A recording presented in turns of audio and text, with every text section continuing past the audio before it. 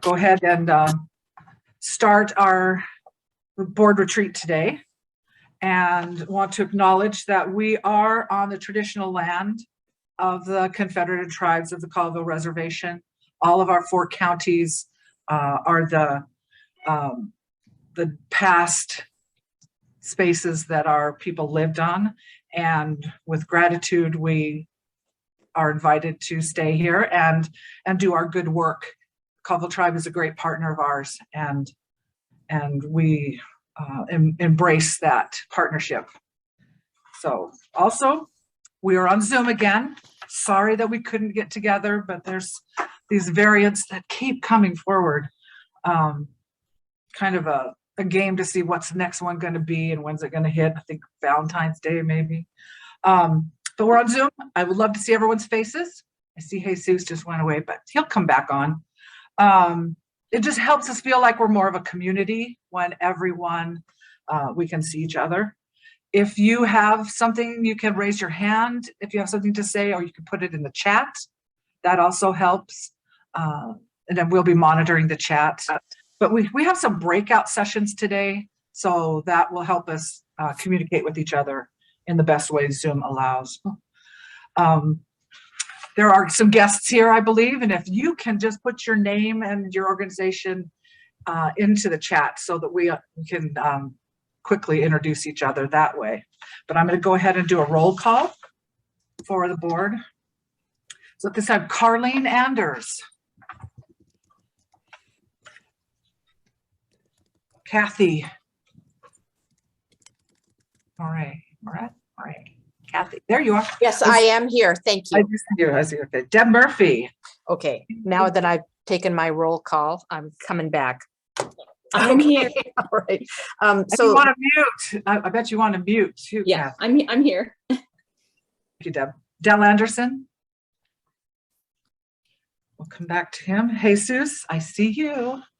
Good morning. I'm here. Good morning. Ken Sterner. Here.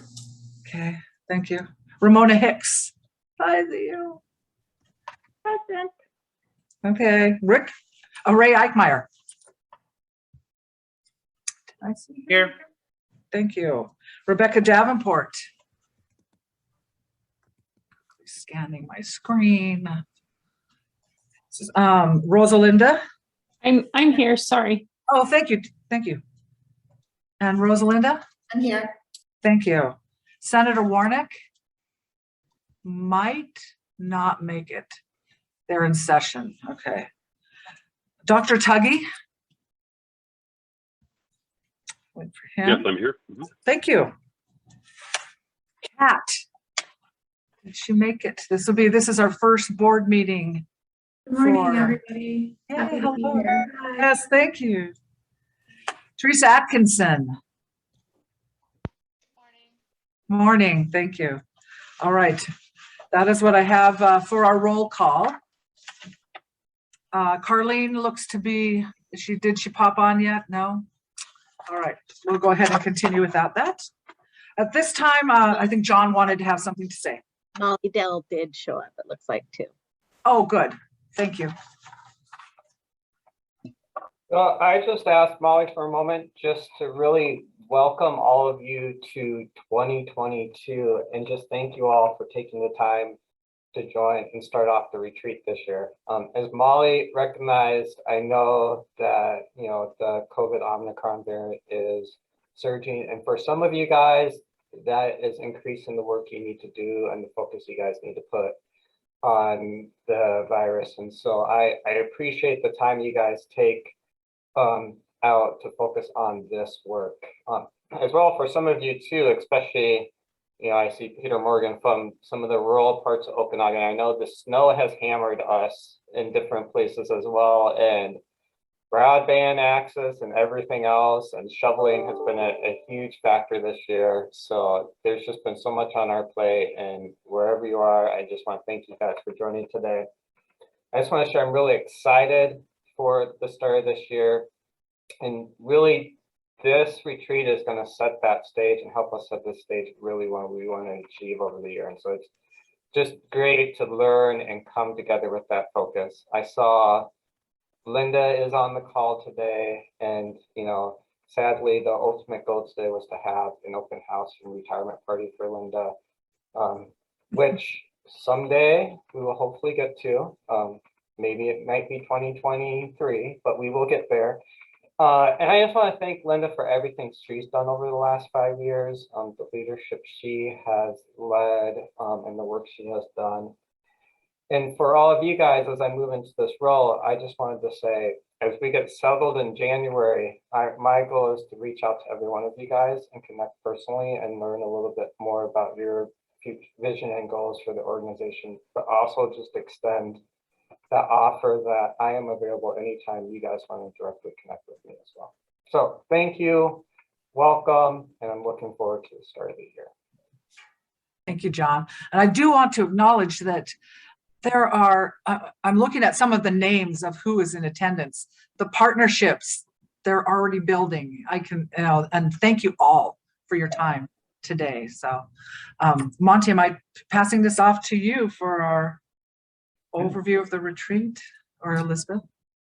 Yeah, I'll jump in. And Molly, thank you so much for kicking us off, and John as well. I'm Monty Roulier, and I'm with the Community Initiative Network, and Elizabeth Hardig is my colleague and partner in this work. And just really excited that you all are carving out a good chunk of your day to be together. And I know, given all the things that Molly and John have just shared, that is not an easy commitment, but I also feel like having this time together as board members and partners and child leaders holds enormous promise. And so our role, Elizabeth and mine, is really to help make sure that we maximize your time and the talent that is here today. So that's what we're going to try to do. Is many of you kind of contributed putting together what I think is a really thoughtful agenda for today. And in a moment, we're going to do a little bit more of kind of connecting as a community. As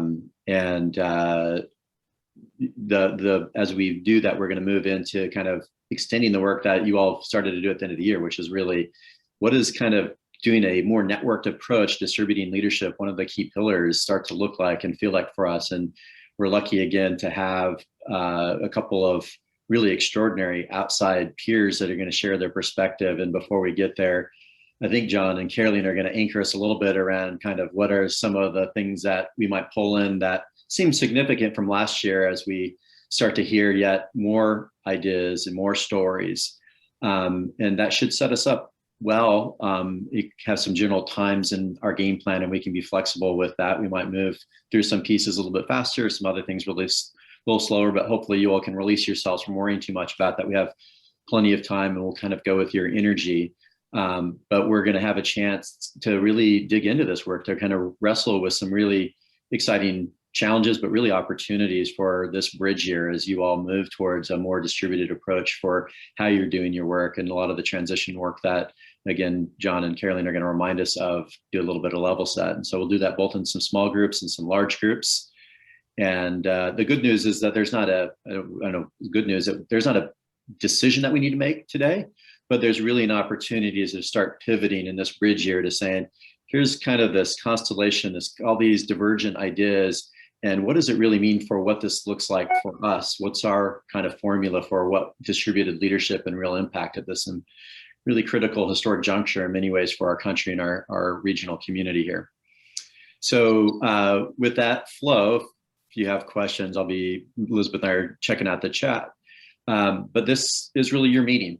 We didn't design this for you all to feel like, hey, we've consumed a lot of great content. We do have some great peer leaders. I think you'll find that interesting. But this is really to support you in your leadership roles, your respective leadership roles. And so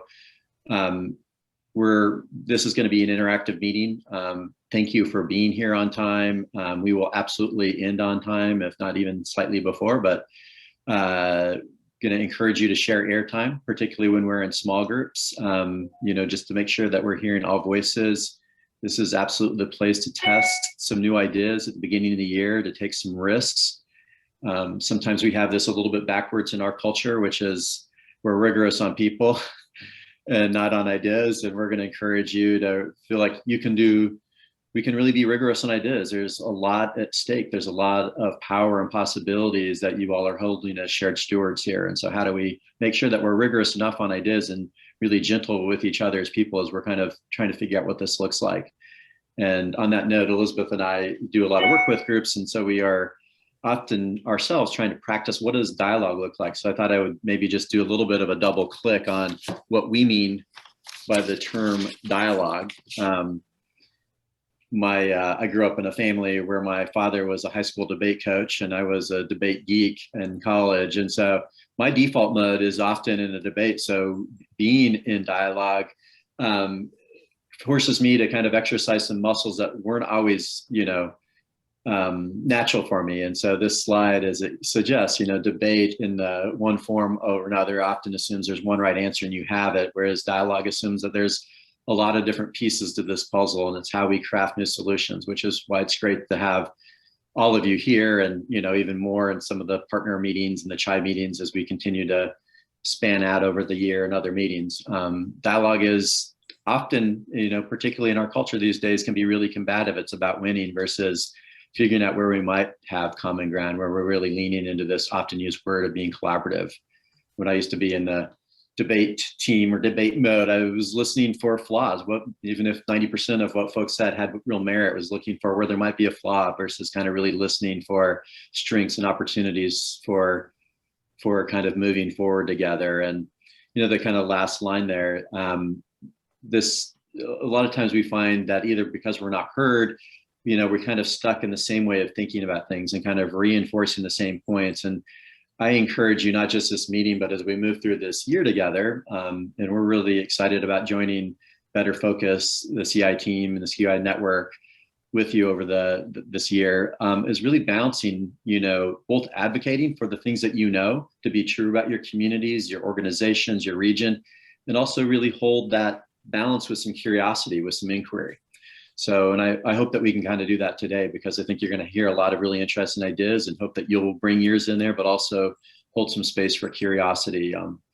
One of my long time ago colleagues, William Isaacs, who does a lot of stuff around dialogue, said dialogue is the art of thinking together. And so that's my hope for our time today, is we get into this mode where we are really collectively thinking together. We're really starting to kind of gel around where this work might look like together. So hopefully that makes sense. And that's the spirit in which we hope we'll kind of move through this meeting.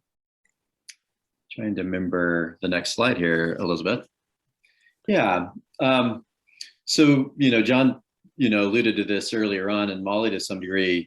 This is a start to another, what feels like a strange year, and lots of uncertainty. And all of us are showing up here with a story. There's other things going on in our lives with our families, our colleagues, our neighbors, and we're all shouldering, I think, an extra measure of stress and certainty, no matter how tolerant you are for ambiguity. Some of us shouldering more of that stress maybe than others. And so as groups that are kind of stepping into more shared stewardship, that we might kind of get everybody's voice in and talk about what is it that you do to kind of manage and support your own well-being during these moments when we're not out necessarily be able to be face to face. And so can invite you to kind of share what that looks like, and to ask each other and to share what it is, whether it's physical activity, meditation, prayer, a book, how you connect with your kids, whatever that is. I'd invite you to kind of share that, and also maybe just to start the meeting off, what is it that you're hopeful about? What are you most excited about, or maybe even curious about as we move through this bridge year? So I'm going to give you about 10 minutes to just kind of really share in some smaller groups. And I think Teresa or Elizabeth is going to magically put us into smaller groups, and then we'll check back with you on that. That was fun. That went too quick. Yeah, I see lots of affirmation from what you're saying. It was funny because Elizabeth and I are like, we haven't worked with you all before. Well, they feel like 10 minutes is too much. And I know in our group, just being able to connect with each other on a personal level and build community is so important. And just curious if, what kind of surface for you, maybe invite you all to kind of both in chat, would love a couple of you to come up speaker. What are some of the commonalities in terms of how you all are managing your well-being? What are the practices? What are some of the things that you heard? And Some of I the things that, oh, go ahead. I Some was of the just- things, Let you go. go ahead. Self-care. And now I really need some self-care after that. Just taking care, having grace, starting the year out with new affirmations or goals that we set. I love goal setting. So we talked about that piece. Deb Murphy. We talked about different people were cooking, breathing, prayer, just different things that will reground you as an individual. So.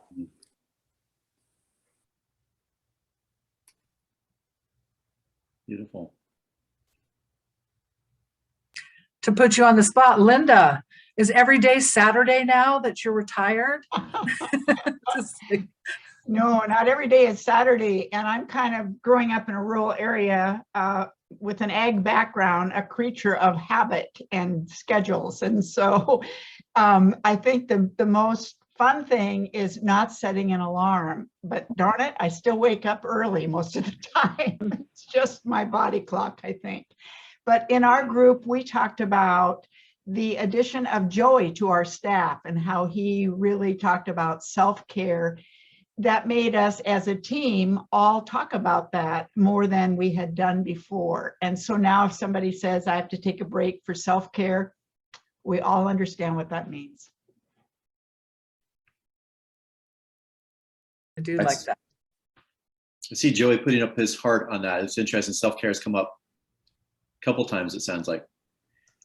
I'm curious, my family had a conversation around this just a couple nights ago. What do we mean by self-care? Is there any, Linda or others or Joey, things that come, what does that really mean and look like? Joey, take the lead. Thanks, Linda. It's kind of ironic. I didn't learn about self-care until I found what recovery was, and I learned what the importance of self-care was. And, I've also had to learn that everybody's self-care is a little bit different, and give people the grace to go through their trials on their own. But for me, it's really taking time out of your day that's not work, that's not family, that's not this or that or something scheduled, and just doing something different for yourself when especially when you're in the need and your body's telling you that something's wrong. I'm definitely no expert in this. I still struggle with taking time for myself. It's a learning curve, and I'm really grateful that Linda brought that up on the team, because it's one of our things that we're focusing on as we move into 2022, because there's just a lot of stuff going on right now. Thanks for sharing that and kind of your personal angle on it. I've heard the term grace come up a couple of times. I love that. And one of my colleagues, some of you may know, who lives in Seattle area, Bill Grace, his last name is Grace, but he has a whole book and a lot of practices around how do we create gracious space, which is a similar dialogue, but even this deeper, this space for each other and our space for our partners. And I had the good fortune to kind of land in the small group with Kelsey and Jesus, and just so appreciated a little bit of the vulnerability and, not to tell their stories, but just kind of recognizing the loss. Both had lost close members of family to COVID over the last couple of years that we're carrying with ourselves, and moving so fast, and just, their forms of self-care and kind of where we have to be extra intentional around where we're finding joy. We've discovered several areas, and one of those is around our, kids, either our own kids or other kids, just kind of, again, which is part of the work, I think, of this group, really thinking about our kids and thinking about the world that we're handing them. And curious, what came up for you, those that you've had time around, what are you excited about or curious about as we're moving into this new year with the North Sound ACH, North Central ACH, I'm sorry. Monty, for us, we didn't quite get there on that piece, but I just want to share just on the self-care piece that in disaster recovery, my staff and team has had on our weekly agenda. First thing is self-care, and to be accountable to each other as peers has been a really interesting journey over the last 7 years. The first 5 was very oriented toward being away from each other and from family, and through the COVID pieces and the virtual pieces has been about being together. So I just want to say that it's definitely been a transition because we've found as staff that we actually want to be in person a little more as part of our self-care. So I thought that was interesting. Anyway.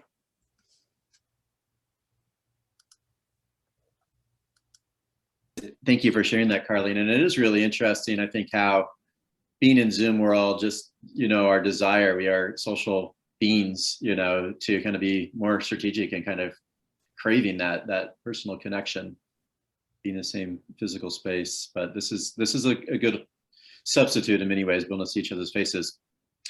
Again, curious what you're looking forward to, curious, or anything else you want to put out there that came out of your small group. In our group, we discussed the varied people who are here. I mean, I'm so excited because we want this new collaborative approach, and look at what we have. We got you all here on a Friday morning. Great, I love this. So just looking through the names, it's a start from day one, and that's exciting. Yeah. So just expanding this partnership already. In the perspectives that are here. That's wonderful.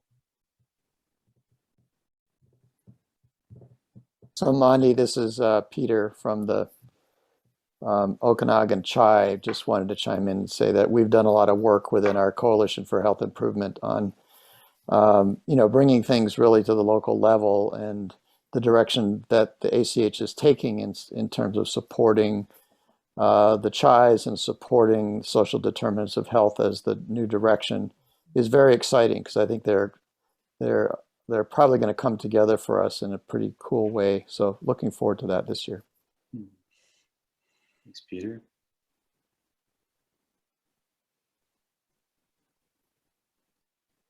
And feel free if you want to chat anything in. I know some of you feel more comfortable chatting throughout the day, as Molly invited you to, if there's something that came up that you want to put out there. But any other thoughts you'd like to put out there to our team here before we? One more thing for me, Monty, was that I've had the privilege of working with the ACH up in the Linden area, and getting to know other ACHs across the state has been very interesting, and seeing how they compare to us and just kind of some of their channels. So that's been very interesting, and I look forward to more of that. Wonderful. That's a good setup for, and in just a bit, we're going to get to hear from 2 other communities. They're not exactly ACHs, but I think an opportunity to really learn from what others are doing and from their experiences. And I know Elizabeth and I, oh, sorry, didn't mean to interrupt somebody. No, not at all. I was just going to highlight that the strategic priorities that have been developed recently for the ACH is something that I'm really excited about. I think that meaningful engagement of other sectors is an area where I think ACHs could really build a legacy in terms of being innovative in how we engage and align efforts with other sectors. And to build on Peter's comment, I think the chai, I'm really excited about the chai in Okanagan. I think that is a really good platform for that kind of multi-sector engagement. And I'm really proud of the work that's going on there. Thanks for that, Jesus. I know just being in your small group, I mean, as you talked about, this has been some time in coming, really, this focus on the more local, the broader partners, less on healthcare, this movement towards kind of social determinants and all these pieces. And that's kind of what we are starting to step into is you already, not that you haven't been doing some of that, but to do that full throttle and to really discover and actually create what that model is starting to look like, not just for this year, but for years to come. Any other things that felt significant from your small group or that you're looking forward to or curious about? Yeah, our group discussed the importance of the ACH keeping lines of communication open with all the board members, our behavioral health focused work through this bridge year, and especially the 3 pillars. Just in the meeting we had, hold on. My daughter, sorry guys. Kent and me kind of had a little collaboration and unsiloing of something in our group, which just shows the importance of these, because now I got a new connection for some behavioral health work to somebody in the community that I didn't have before. And it just, those are priceless to me because it helps focus on what the work that needs to be done in 2022. Yes, we conducted a little business. Yes. Well, thanks for that, Joey. And I know Elizabeth and I and our CI team has noticed, and over the last couple of decades, working with a lot of multi-sector collaboratives, whether those are boards, leadership teams, that invariably the teams, the groups, the partnerships that spend time building personal connections, getting to know each other, getting to care about each other with losses, surprises, their kids walking into their room, are the ones that are more resilient and perform well together, particularly if you're going to try to take on something really bold, which you all are really positioning yourselves to do. And so thank you for, kicking off the time, but to continue to strengthen the community here and the relationships. And I know that there's been a lot of that that's happened to date, and hope that 2022, we can kind of continue to kind of make sure that we're taking time to connect on a really personal level, because we're showing up with a lot of different hats and a lot of other things going on in our lives. So appreciating you for that.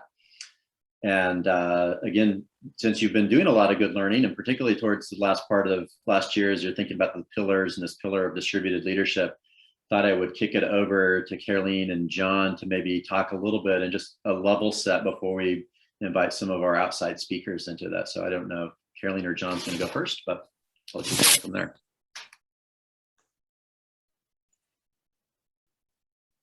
Yeah, so I'm going to jump in first. I love hearing what everyone said about what they're looking forward to this next year. And again, for myself, like over the last 5 years, we've continued to hear this common thread of what NCACH's value is as a neutral convener and bringing people together. But there's always been a little bit of that binding around us of the transformation project waiver. So as we move into this next year, it's just a great feeling, and to see that we can really go above and beyond just what some of our original goals were and our original purpose was as an organization. And one thing we wanted to do before we jump into all the conversations today is, put the mission statement up on the screen. And I'm going to ask all of you guys to review and just read to yourself the mission statement of North Central Accountable Community Health. I'll give you one moment to read that.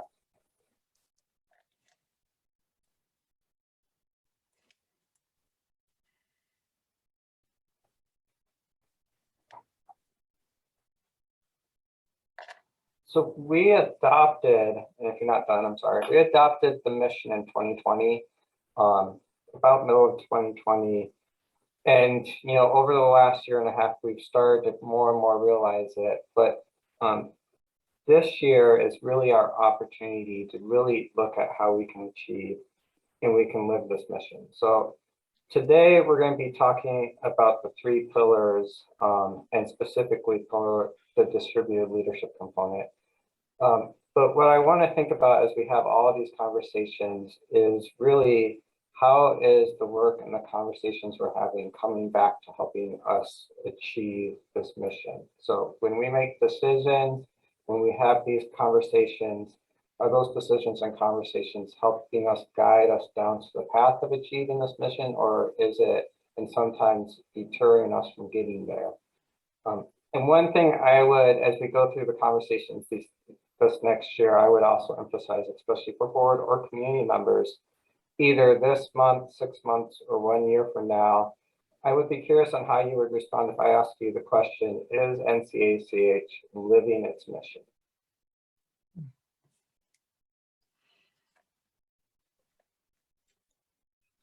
I froze. If you read this, you know, is NCACH living its mission? So 6 months from now, if I ask you the question, are you able to say yes? If not, continuing to think about what we can do as an organization to get to that point, so all of us are able to answer that question, yes. I mean, that is kind of a guiding star to help us in all of the other work that we do. So you can go to the next slide, Elizabeth. Again, that brings us back to today's conversation.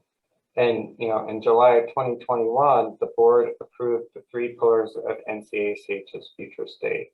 So really the foundation of how we are going to be achieving that mission and the vision of our organization. And you can see all 3 listed here on this slide, but specifically the last 2 meetings, we have really been focused on that first one, build through an inclusive process of distributed leadership. You may ask yourself why it's really important to talk about distributed leadership and talk about that first. So really, when you look at our mission, our pursuit of equitable system change really needs to reflect the aspirations of the entire region, not just a certain group of individuals, not just the board members that are in the NCACH board, but really that of the whole region. And the best way we're going to achieve that is first focus on how we build out that system of distributed leadership, shared decision-making, shared feedback processes with our whole community. As I said, our mission calls out that we're driving systemic change by bringing stakeholders together to collaborate and make decisions. So what we need to do, again, is really focus on how we're bringing those stakeholders together and who those stakeholders are, and going above and beyond our typical group.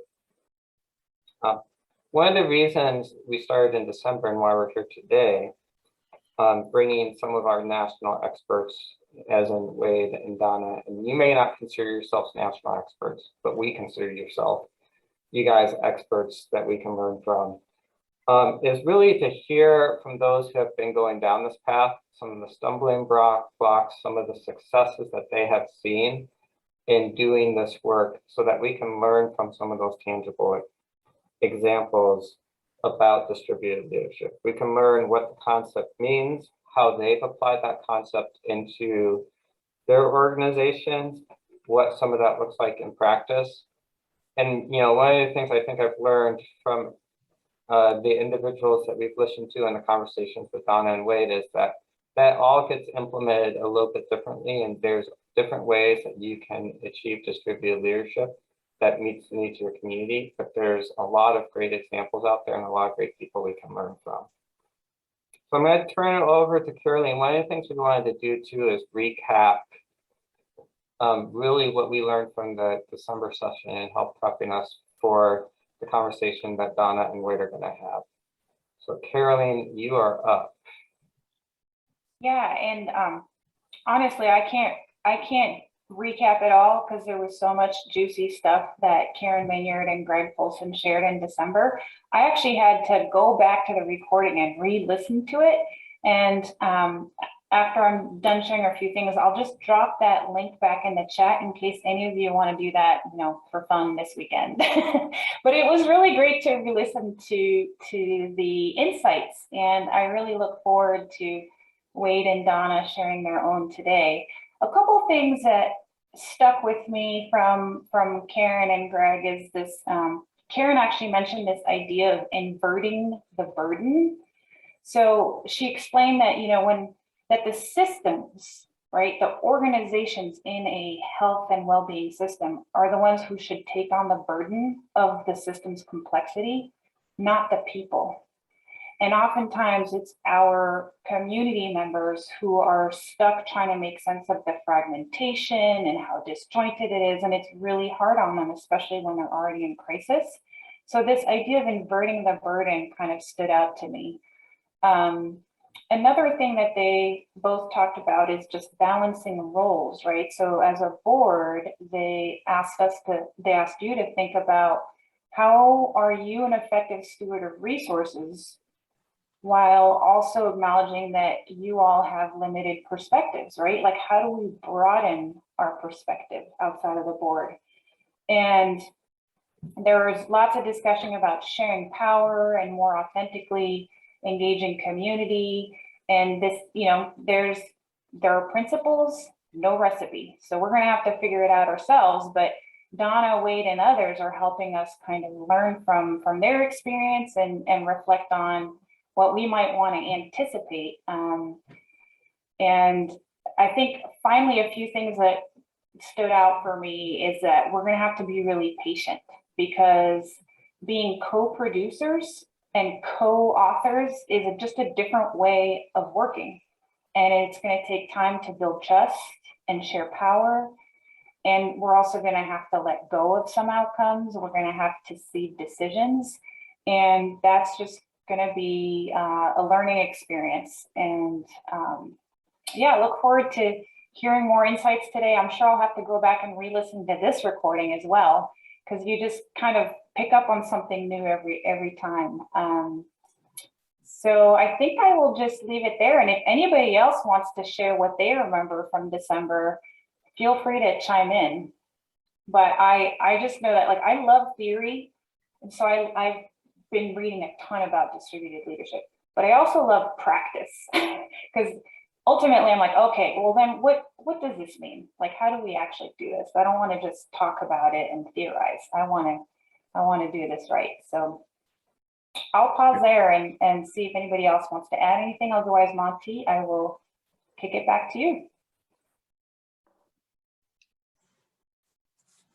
That sounds good. And just continue to speak in if you'd like to, or if anybody wants to raise a hand or chat, we'll just keep the participation going. But John and Caroline, that was a terrific level set for where we're jumping off. And I agree, having listened in on that first conversation, there were a lot of nuggets, and I will double click on this idea that there are principles, but there's not a recipe for this type of work, and that it's something that happens over time and with practice, as we're starting to kind of put new ways of being and engaging into the world. And a little bit of not a spoiler alert, but I'm going to invite Donna and Wade in here in just a moment. But on the other side of this, we're going to be in small groups. And so asking you, John put out there, what does it look like to be living the mission? And then we have a variation of that question on what is it,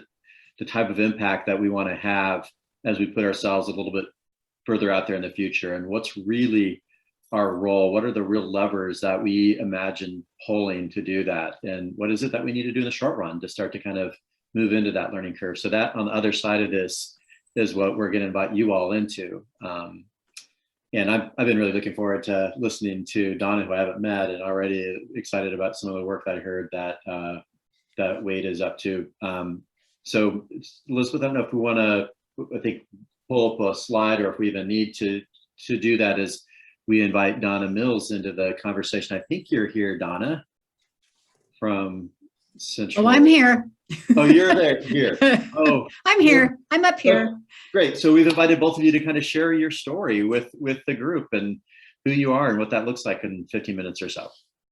Yes, well, thank you so much, Monty. And I have to say that I'm gonna borrow that phrase of shared stewards, because I already feel a kinship with this group right here. really looking at having to do these things. If they were easy, then everybody would have already done it. So these are really hard things, and they're hard things in hard times, right? So again, just hearing the conversation around there is no recipe. You got to be patient, take time. It really is all about relationship. And I actually loved the slide on the spirit of dialogue. And I'm going to ask someone to send that to me if they could. I think that that's great. It's another way of saying we're moving from competition to collaboration.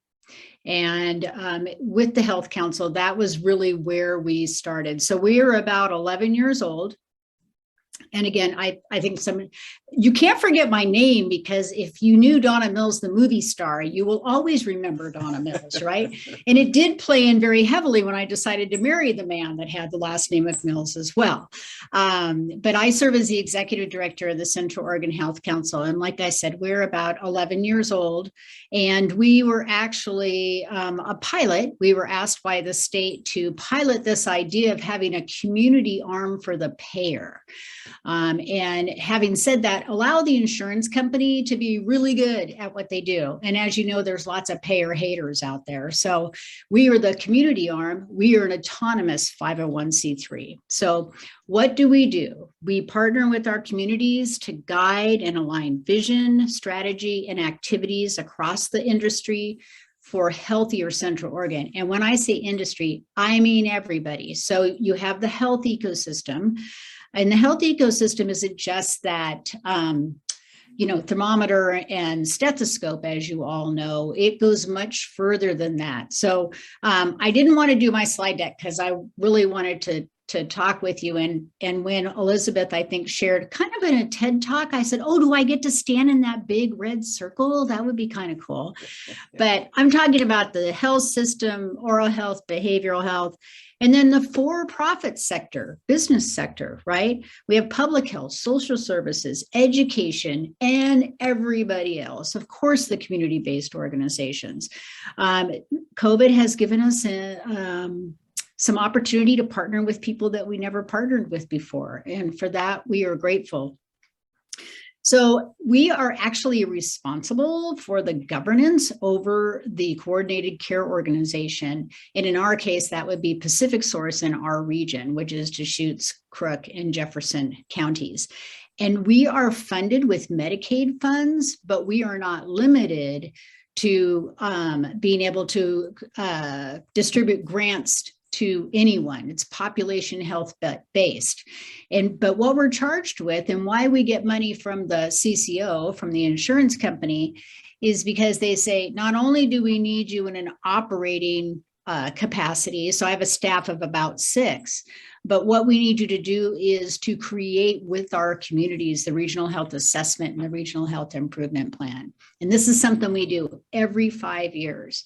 And what we've been able to create with an amazing community engagement is about volunteers. I think we hit 300 here last week of folks that come and spend time in these work groups and figure out where to put those monies in the community and what to do from things that are innovative and what are we seeing that's needed in the community. And kind of, I think back to, I think it was Caroline that actually said that there's no one recipe, right?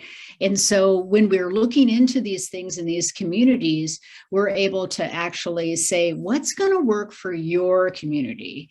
I live in Deschutes County, and we probably have 21 communities within that county, right? And all doing things differently. We are only limited by the federal government.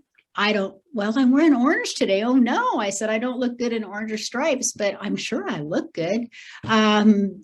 So we are only limited by what the federal government says we cannot do. And of course, we always try to have our hand in the pot when our legislators are actually working on the waiver, of which they're doing right now. So we definitely are working with them on that. So the Regional Health Improvement Plan is really the crux of what we do. But some of the things I wanted to share back, it is really the distributed leadership, because you've set me all up for this. See how good you are. I'm sure you read my notes. in our board meeting last month, I'm going to put this up here. This is the board up here, and these are all the places that they're responsible for. So this is it's just simply the different councils and committees that they're responsible for. But what was important at the bottom, and I haven't memorized this yet, that's why I have to read it. The COHC board uses a hybrid distributed leadership model. There's your recipe, right? The board functions as the health council in the boardroom. The COHC staff are the health council at work. And the community is the true health council and where the decisions are ultimately made. And that kind of speaks to that inversion that was mentioned, because we are currently using our community advisory council in the board, and we've flipped them and we've said, community advisory council, you need to tell the board what they need to do to move the things in the system that need to be changed.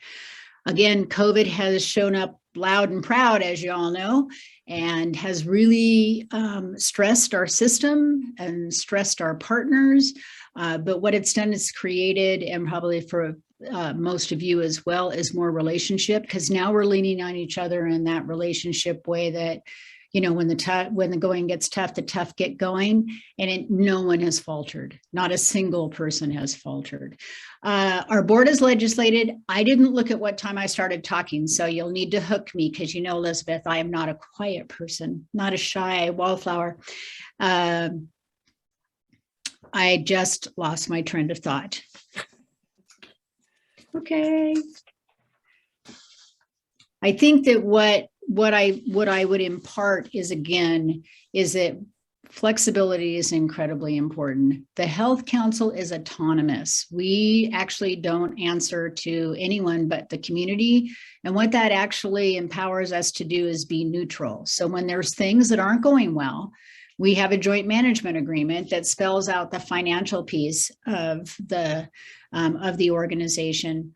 But we also know with each other that nobody's gonna tap out. At least they haven't tapped out in the last 6 years while I've been here.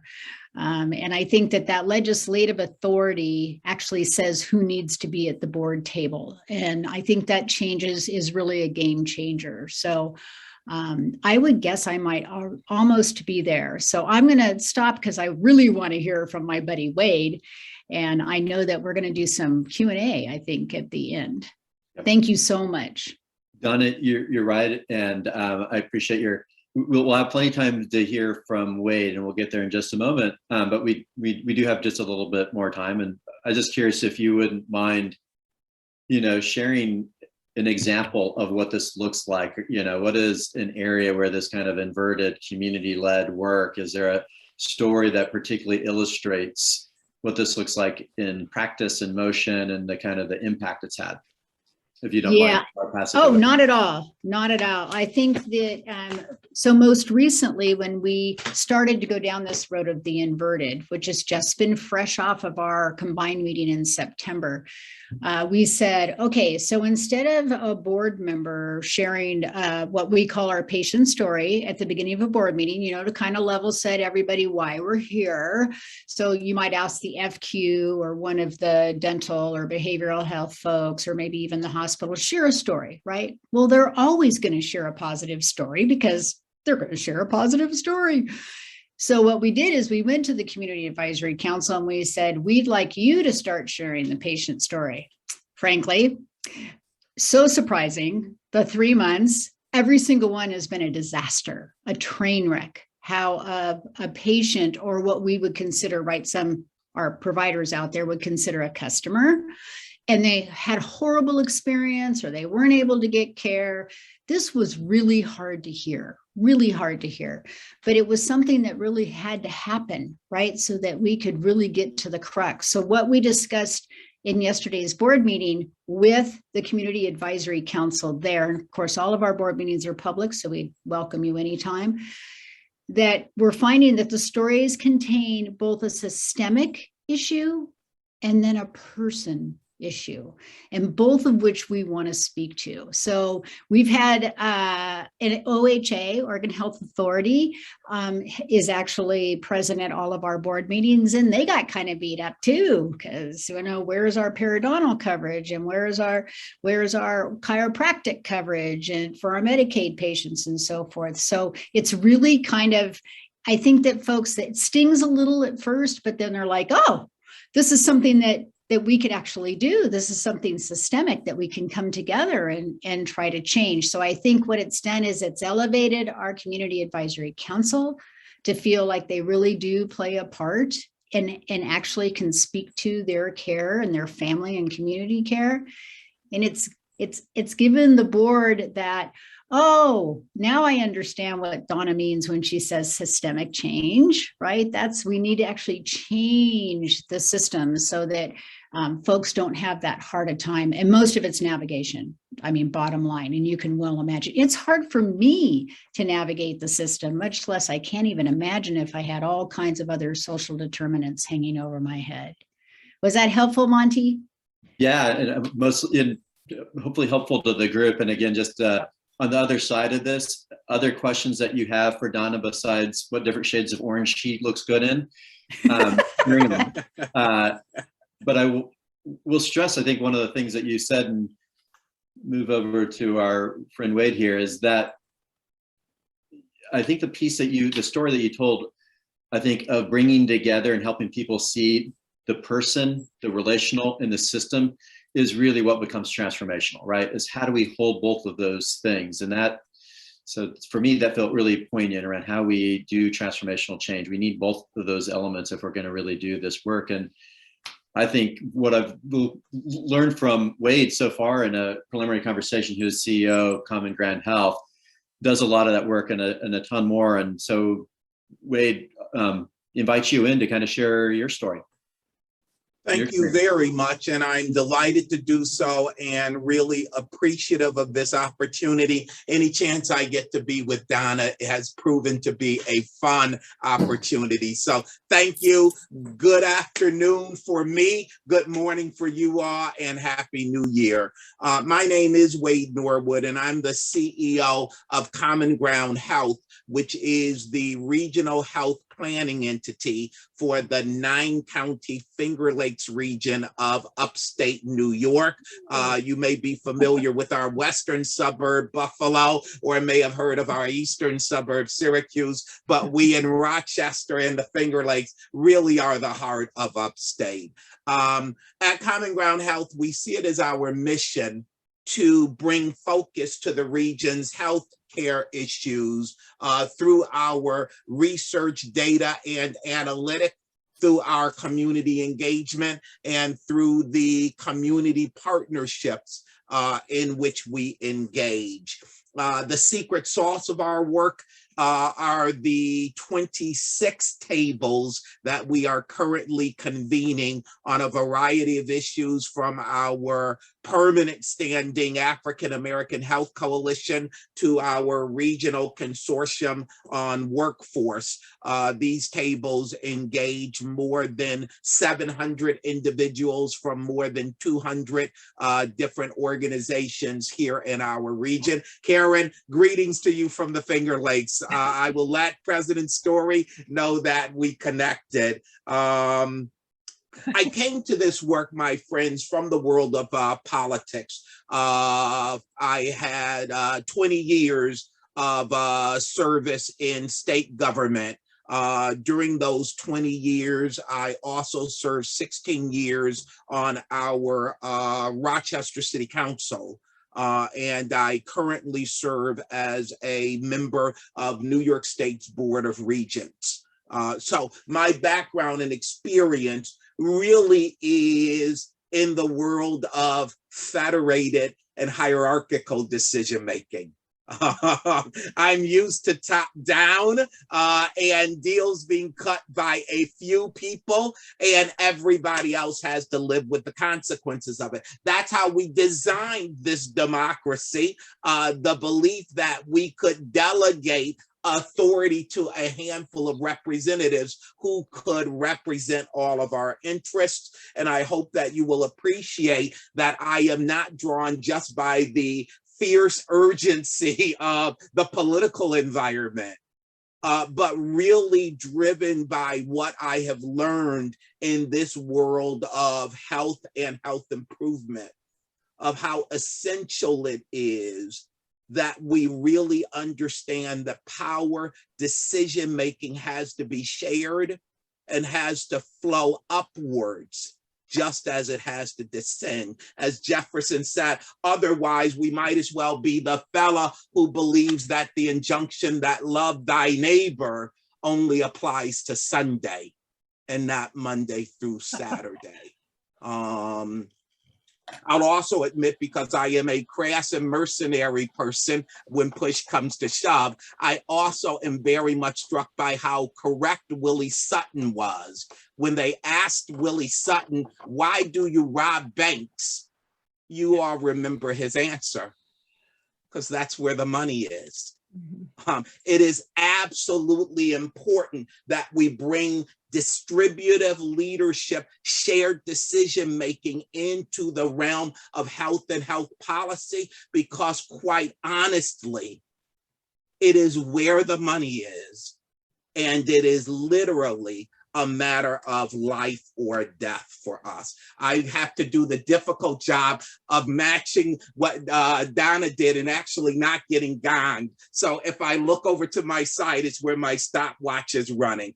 So I joined the agency and came into your world because I am convinced that revolutionary action is necessary. And I'm convinced that revolutionary action is what healthcare improvement calls for. Because if we go back to Wagner's care model, it all comes down to that interaction between a prepared, proactive care team and an informed, activated patient with their system of care. And if we do not recognize the transformative power that happens at that level, we fail to understand the power that is really given to us by this incredible gift called love, because that's what care simply is. So your mission, I'd say to you, is an absolutely phenomenal mission.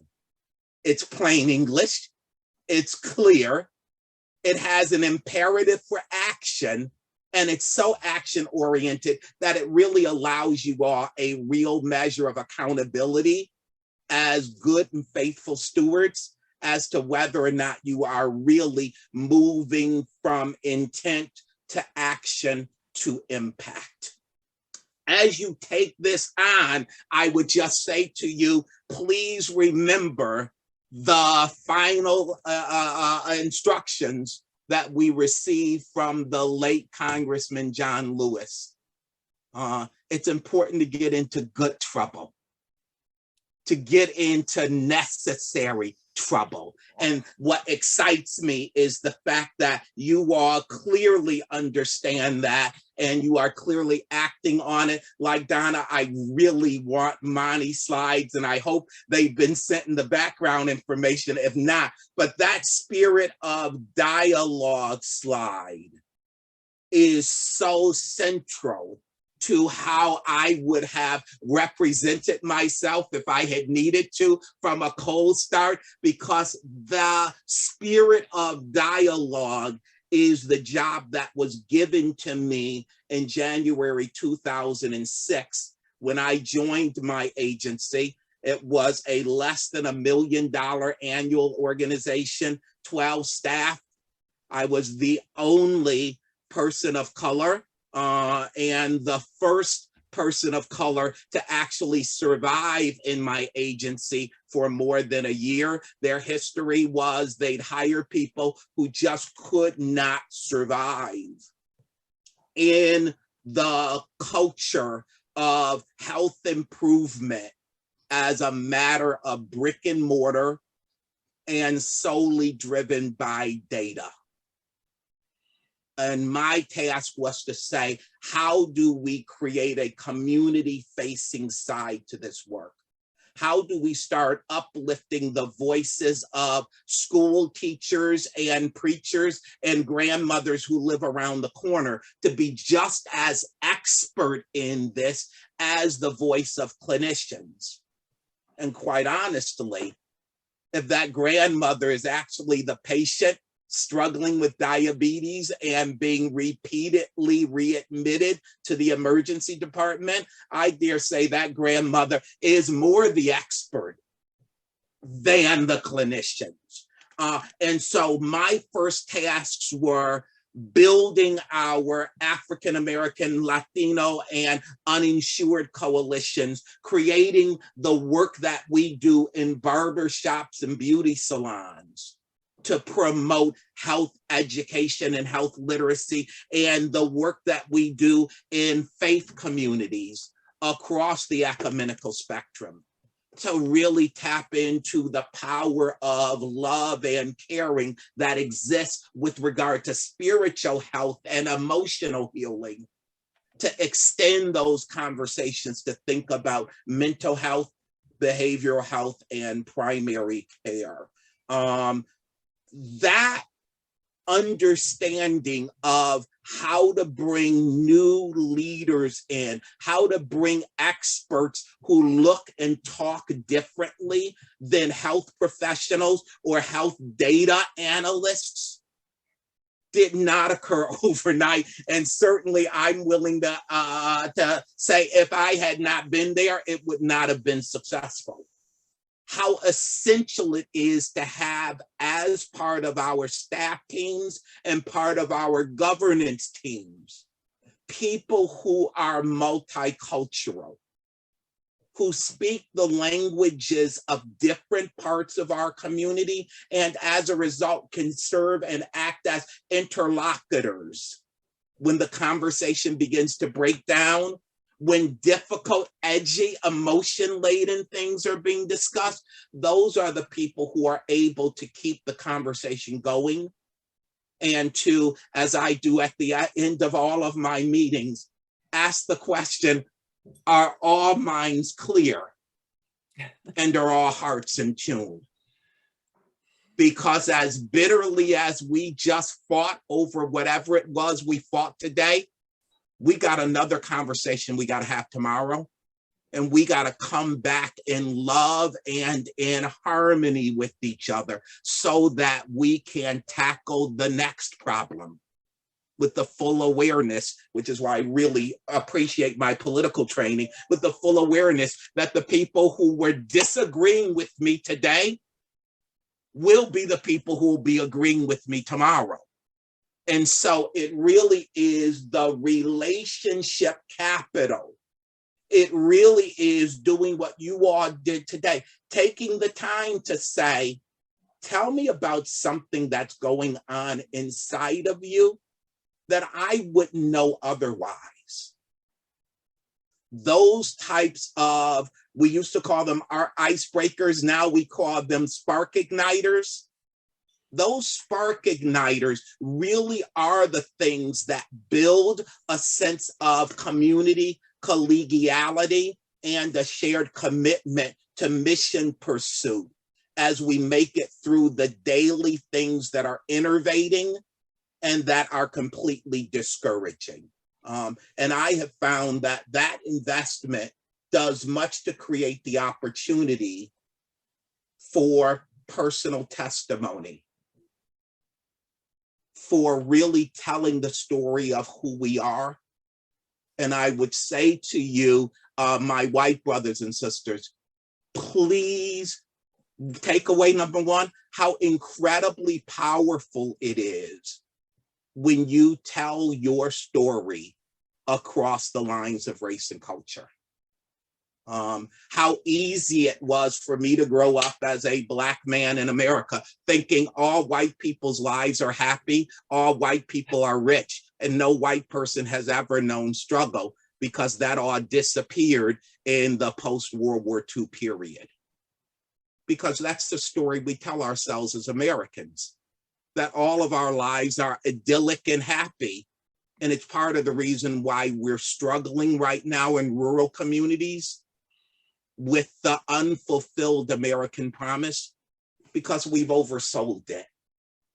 We don't talk to each other about how struggle and adversity are part of what defines us. And I would dare say, as you do that, you will find what we've found.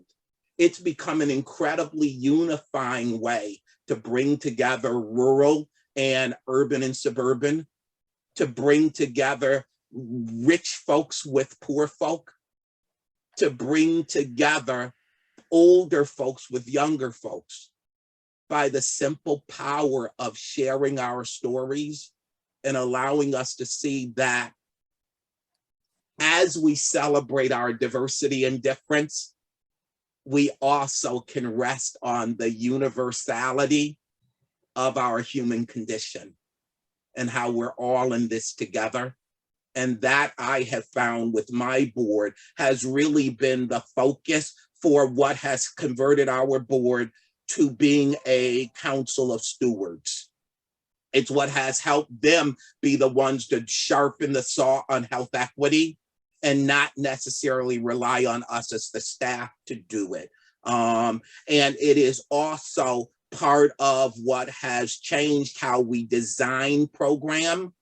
And I would say one of our proof points is that when we brought these things to bear in 2007 to address hypertension in our community, what we have seen since that commitment, by engaging in the folks at the grassroots, by bringing in and tapping into non-clinical resources, we have had a greater than 40% improvement in blood pressure control in the Finger Lakes region.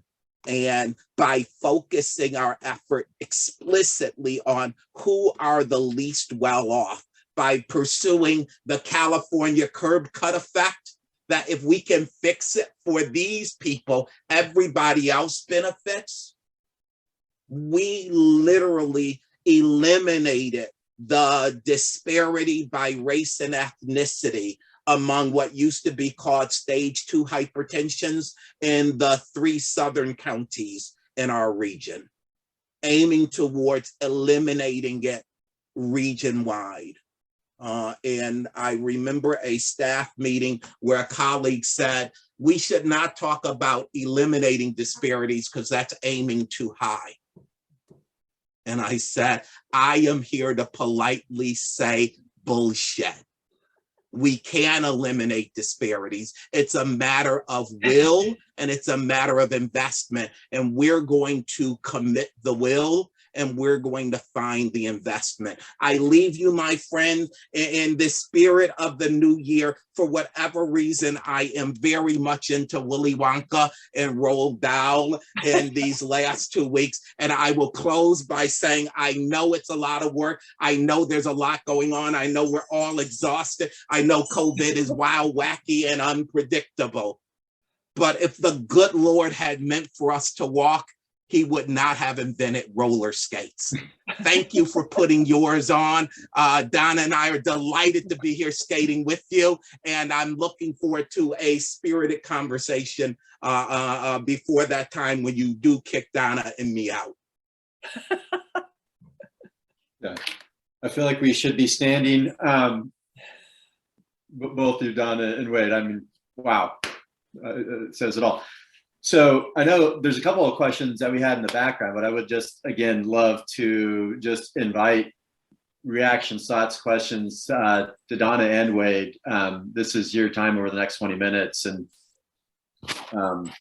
you could raise your hand, put them in the chat. Elizabeth is going to be helping me monitor. I see somebody putting love. And I love it when somebody brings in love as not only central to what we're doing, central to what we should be aiming at, but actually as much of a priority as what we're doing with data and metrics and moving from intent to action and results. And it's, being able to talk about love is in care is really extraordinary, Wade.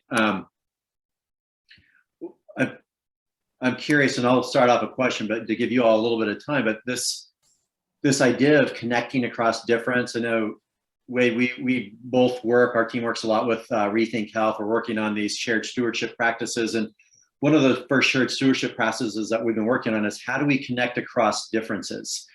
How do we share power? And so I hear both, Donna, in your comments, your ability to create these environments where we really are connecting across differences, and at a time where we are as a country really struggling to be able to do this. And so wondering if each of you might be able to talk a little bit more around what does it really take to both connect across differences and start to emerge with some unifying values and strategies? I guess that what I would say to that is there has to be some significant intentionality about wanting to create relationship. And I can tell that for us, we're small but mighty. And I have a tendency, I know you're gonna find this really surprising, to do things really fast. Let's get it done. And if, and so the data, some of the other stuff allows me to exercise the nickname of Bullet, which I earned over the years. But relationship with people is not like that. So, you know, I think it goes from that always wanting to be really solutions oriented, right, to sitting and being a better listener and just listening and sitting in the uncomfortable place and know that inaction is action, and really hoping and doing my best to help educate my staff and in the different ways that we can find common ground. And I love that about Wade's organization, that common ground. And maybe, you know what, you don't like tea. Tea's okay with me, but I prefer coffee. We have a lot of tribal presence. One of the largest one is Confederated Tribes of Warm Springs, and being able to sit down and just listen to the pain and the betrayals and the lack of trust with someone, and be able to sit. I mean, I'm a people pleaser. There's no question about it. But really, I think that that's where we find a commonality, when somebody can really be heard. And as long as they're not broken, bleeding, or not breathing, I don't have to get them to the ER. So I won't step in with my saving mentality, and really just take a step, take a breath, and just be okay with things that are really, really hard and really, really different. Wade, would you have something to add to that? I would affirm that. And if I had slides, I would show one of my favorite slides, and you can picture it in your mind. It is the stretches of green in my city where the neighbors have just walked the path across that greensward.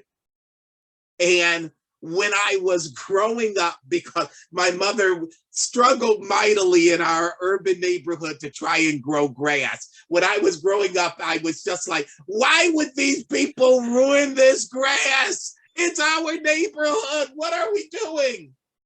And I have come to understand that those care-beaten paths of dirt across greensward are not the sign of irresponsible people.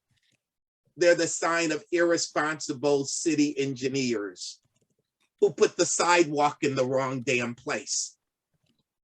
And I would share that, and building off of Donna, to say the most essential thing for us in linking urban and rural has been getting inner city folk to actually spend time with folks in the boondocks. And I couldn't do that until I did it myself, and said the CEO is not so busy that he or she delegates rural engagement. I make it a quantifiable part of my performance. How much time am I spending outside of Monroe County, the seat of our region, and in the other counties? And as a result, I've learned to stop referencing them as rural counties because there are cities there. And those folks in those small cities don't see themselves as rural people.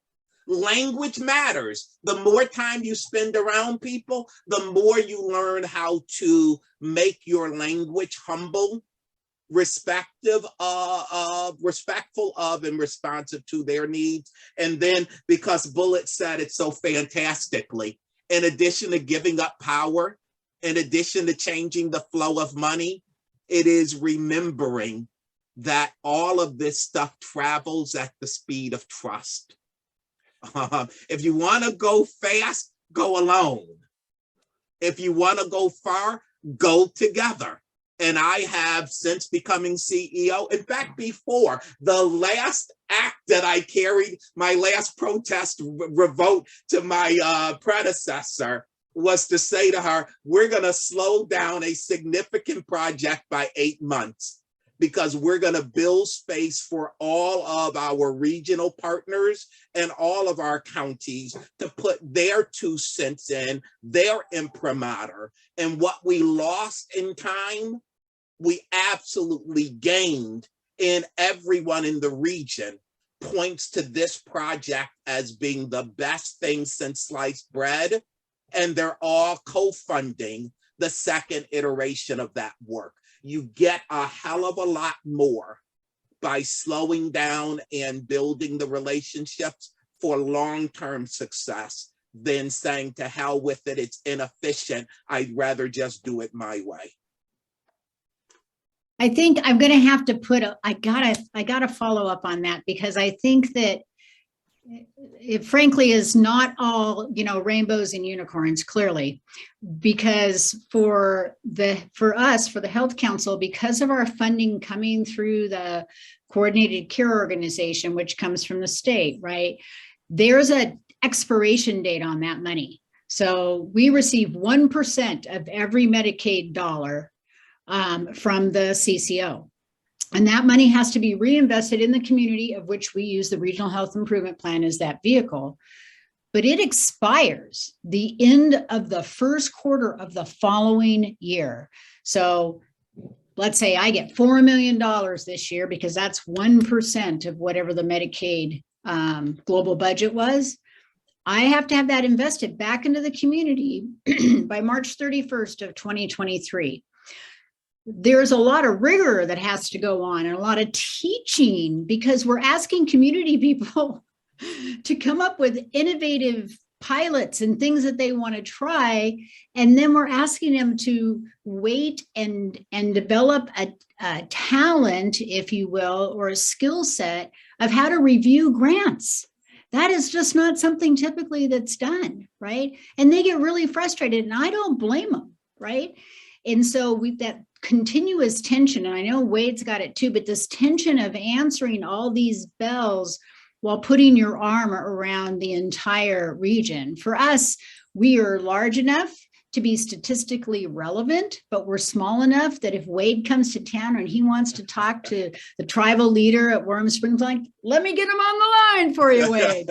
So I think that I just want to make sure that it doesn't go without saying that we also have to deal with the bureaucracy as usual. The money never comes without strings, right?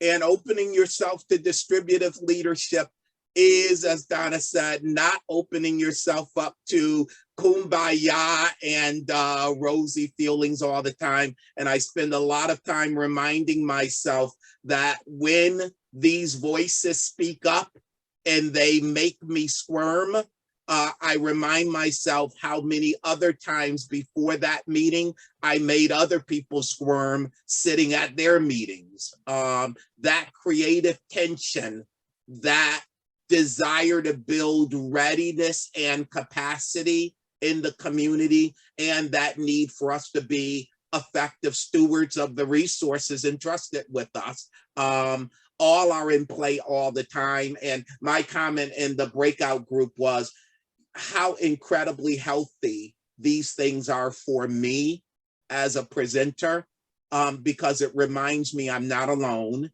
It reminds me that nothing is happening to me but that which is common to the work that we do. And it reminds me and affords me new friends that I can add to my outlook and call. And as Donna say, find out, can you find me a left-handed Asian flautist who has leukemia in her direct line so that we can get a specific answer to this very specific question? That is so doggone important and so deeply appreciated. I envy you all the size of your partnership and how many communities you represent. We have not yet built that in New York State. I eagerly wait now that you have encouraged me to do so, continuing the effort to build it so that we can have this within our communities. So Wade, I didn't get a chance to meet you beforehand, Donna, but I feel like I getting to know you quickly. Wade had said something, again, this is a question for both of you, when we were kind of prepping for this, was just getting clear on your role, how important that was over the years, that clarity on that role. And one of the things I think you said was, you know, not being the doer, or at least to being the doer of last resort. And wondering if both of you could do a little bit more on kind of what do you really see as your primary role and the most leveraged role around how you're influencing change, getting to impact. Sure, I'll start, Donna. I am very appreciative of the power of mission. And I am trying to help all 40 of my staff understand how to lead and conclude with mission. We see it as our mission to bring focus to the region's issues, not to be the folks who try to solve the issues. And we only step into the doing role when we are able to present a clear community need that no one can take on, and that we're taking on at regional request to only act as a catalyst. And in fact, before this, I was with my finance team, and they shared that program is reporting. One of the things that we have been catalyzing is prepared to migrate out of us and into the community with a new host that can take, as Donna was suggesting, a group of people who were great do-gooders, but they didn't know how to organize a program. They didn't know how to file quarterly reports to funders. So we took on that role for them, teaching them how to do it. They've now applied and gotten their own entity to accept them, and they're going to go off and do great things. My bottom line rule is, we can be, and it's one of the hospital executives said it to one of my predecessors years ago. He said, you guys can either be the quarterback or you can be the referee. You can't be both. Pick which you want to be. I think that our research, data, analysis, community engagement, and partnerships positions us much better to be the referee. Let us bring focus to the issues. Let us get that focus out into the community. And as folks act on it, let us play the role of measurement to be able to report to that actor the effectiveness of what they're doing. Donna? Yeah, thank you for that, Wade. You know, what comes to mind for me is that, and COVID really kind of really shined a really bright light in this space, is that if I don't have a really big coffee tab for the month, then I'm not doing my job. That and maybe some wine in there too. But really creating and developing relationship with folks, and really particularly in the community, is what I asked first, is what's keeping you up at night. It's interesting because on any given day, my board, my 15-person board are my bosses, or they are reporting to me on what they're doing in the community to bring us to the outcomes that we're looking for. So that's really an interesting dynamic. I think it happens a lot these days. But I think for me, it's really around developing the relationship. And then when I grow up, I want to be just like Wade. So we've taken this last couple of years to launch a community data website or health data website, which actually allows anyone in the community, whoever it is that's writing for grants, can use it and pull down data. And we've also begun perhaps being not just a fiscal agent. We've been a fiscal agent a couple of times. It's not really our gig.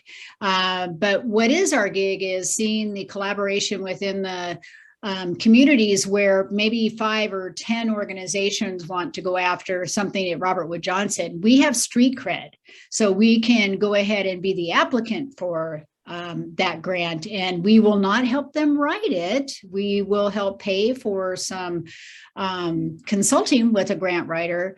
But I think that the ability to continue to stay neutral while not staying stagnant.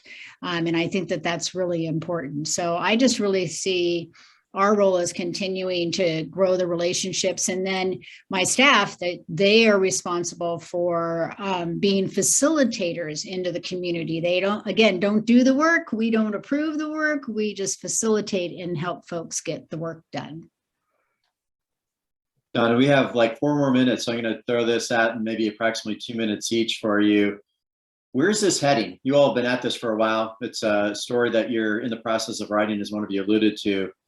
In terms of, 3 to 5 years out, what is it that kind of top of mind for you? What are the types of results? What is the continued traction that you're getting as you understand kind of what constitutes success in the work that you're doing? Well, I think, they say that that flattery is this copying of what you're doing, right? And evidenced by the payer tried to stand up a couple of more health councils in this last procurement with the state. And they call me and they say, tell us how to do it. And I'm like, it's not a tell you how to do it. It's, this is what you're starting. And there can be some premise. I've sent them everything I can possibly think of in policy and procedure, but it's about developing your own relationship in your community. And does it work in your community? I would say the state of Oregon is very interested in duplicating this particular model, if you will. Wade will tell you, I will go anywhere and talk to anyone about this model, because the fact is that we are fully funded. And that's where a lot of organizations that try to be what we're being, which is the community arm, but they don't have any funding, right? So sometimes it is about the funding. That's what brings people to the table. But once they, if you will, get attached to the mission and get attached to what we're doing, I think that that's incredibly important. I see a pathway for Central Oregon Health Council to talk to other payers and see if they're interested in the work that we're doing, because now that we have the data, health data website, we can show how the initiatives that have been put into play in our community are showing good outcomes, right? It's affecting people in a really positive way. And unless I can prove that with data, because some people just don't believe me when I tell them, I think that there's 2 sides to that story. So that's kind of what I see coming down the pike. Wade. I think absolutely.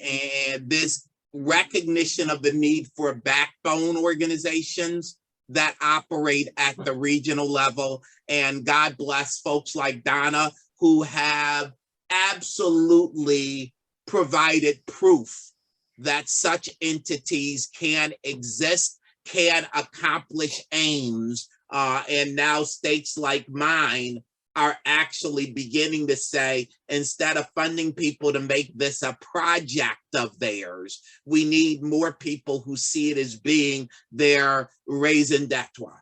So backbones emerging, I think, is one of the trends we're going to see. I think that insurers and hospitals have proven to payers that if the insurers and the hospitals stay at war, we're never going to get anywhere. And the only force that can bring those two irreconcilable forces together is the power of community. And so I think you're going to see a call from both government, from hospitals, and from insurers for more community engagement. And we ought to be sparing the community from having to go to 3 meetings to say we can do it all in one conversation if everybody comes to the table. And I think that the critical role of our inner selves, mental, emotional, and behavioral health, this is no longer a conversation of how do we connect that to primary care. I think COVID has made all of us aware you can't begin to do primary care. You can't begin to provide an acute response that's transformative if you do not get connected with the inner person. And I am very clear that the direction is going to, COVID forced us to move to telehealth for mental health services. We've known this for almost 20 years. We never got off the schneid. COVID forced us to do so. I think that we're going to see a lot of increased investment and activity around mental and emotional health, particularly for women who are actively parenting and for children as they travel through the first 5 years of life and through adolescence. And each of those trends are wonderful things to know are strongly underway. Wow. Well, Donna and Wade, thank you so much for being generous with your time, your stories, and I think reminding this group that we are not alone. This group is not alone, and that there are enormous possibilities on this pathway. So for setting this group up to talk about what does really bold transformational work look like as the North Central team kind of leans into that. So whoever decided to bring Donna and Wade in and invited them in, I just say, well done. And so I know you all both are busy and are going to head your way. So thank you for being here with us. And for the rest of you, let's convene back here in 10 minutes. So again, thank you, Donna, Wade, really appreciate Thank you. Thank you all Thank you. so very Thank much. you. Happy New Year.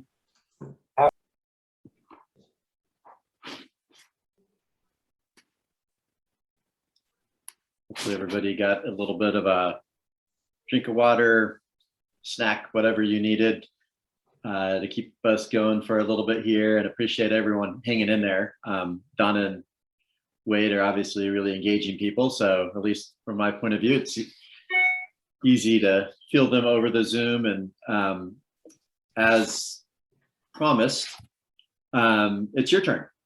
Not because Donna and Wade are interesting people, they are, in this case, here to really set you all up to do your best thinking together around what this starts to look like in your region through the North Central ACH.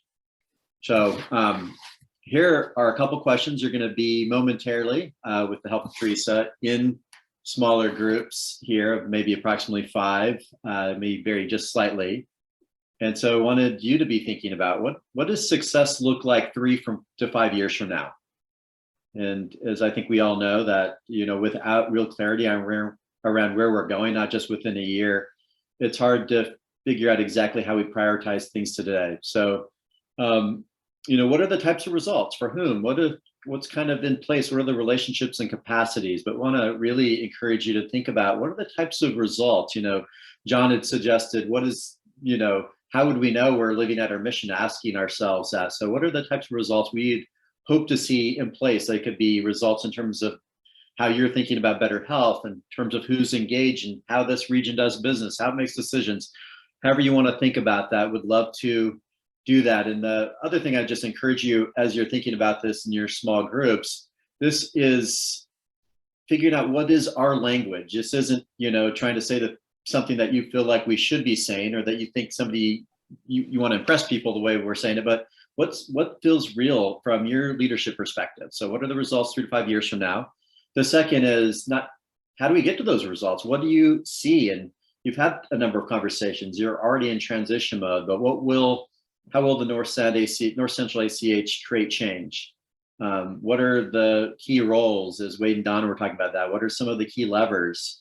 You know, those backbones, convening the tables, you know, the data, you already have a pillar around that. Maybe breathe a little bit more meaning into that. What does that look like for you? And then kind of backing up to the more proximate, the more immediate, what do we need to be doing this year? What do we need to be learning, doing, piloting, practicing in order to start to move towards that longer, more aspirational 3 to 5 years? So hopefully those questions make sense, and don't feel like you're just wed to those questions. Going to encourage you to, just like in the dialogue slides earlier, share airtime. Make sure everybody's voice gets in, and balance kind of your own advocacy, the things that you care strongly about, and also being curious. And if you could take just somebody on your team, or all of you could just take a couple of light notes of things that feel significant as they're coming up in the conversation, because we're going to have a chance to kind of talk about those as a large group. And my very last comment here is we're going to allow you all to be kind of free range groups, chickens, people. So we're going to check back in. Since we took about 5 minutes, at 12:35, we're going to get going as a large group. But you might think about a little bit of a break. Give yourself at least 5, if not 10 minutes, and we'll kind of keep a timer going for you so that you're ready to go and energized at 12:35 in a large group. Does that make sense? See mostly heads nodding or in the chat. Presuming that it does make sense, enjoy yourselves, and we'll see you back at 12:35. And you're going to go into your small breaks right now. Breakouts. Here we go.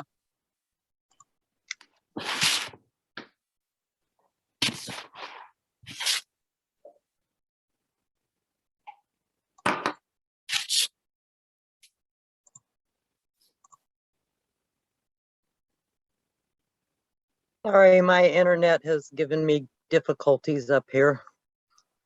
I'm sorry. Who was that was talking? It was Lisa, but then she disappeared. Okay, I think I've got her. Ramona. Let's see, I put her in room 1. I wonder if she's not actually online. Sometimes she gets pulled away to meetings. Oh, there she is. Okay. Teresa. You might be in a meeting. Well, it's so nice to meet you, Teresa. Thank you so much for all your help. It's been things your way, but thank you. I think it's gone really well so far. And yeah. Well, I know, and this whole time I've been not really sure what's going on because I haven't been a part of any of this, and like it actually just clicked during this. And I sent Caroline a message. I said, "Wait, is this what we want to be when we grow up?" And she said, "Yes." I said, "Oh my gosh, it just clicked. It just clicked with me because, like in December, when you guys came on, I said, "What? Wait, what? What are we doing here? Why are we listening to this?" And I didn't understand the whole point of it, and I mean, it was just funny but it took today when they started talking about the, not being the grant writers, but funding, because I've been saying this for years. I say we need to fund this. We need to fund helping people learn how to grant write, not be the grant writers and that thing. And when you guys said that, I went, wait, that's what I've been saying for years. That's awesome. Well, I was gonna go and join Caroline. Yeah, I was gonna say it'd be great to make sure you bring your expertise into this. Perfect. Thanks. Thank you. See you back. Nursing home care, it's about, helping people age at home, it's social support services, it's unemployment and things like that. All that stuff is all wrapped into one kind of framework. And it was so refreshing to see how they were thinking about their whole population in a systematic way, as opposed to this siloed way that we've been forced to do it. And it's all because of how the money flows. To Wade's point about that.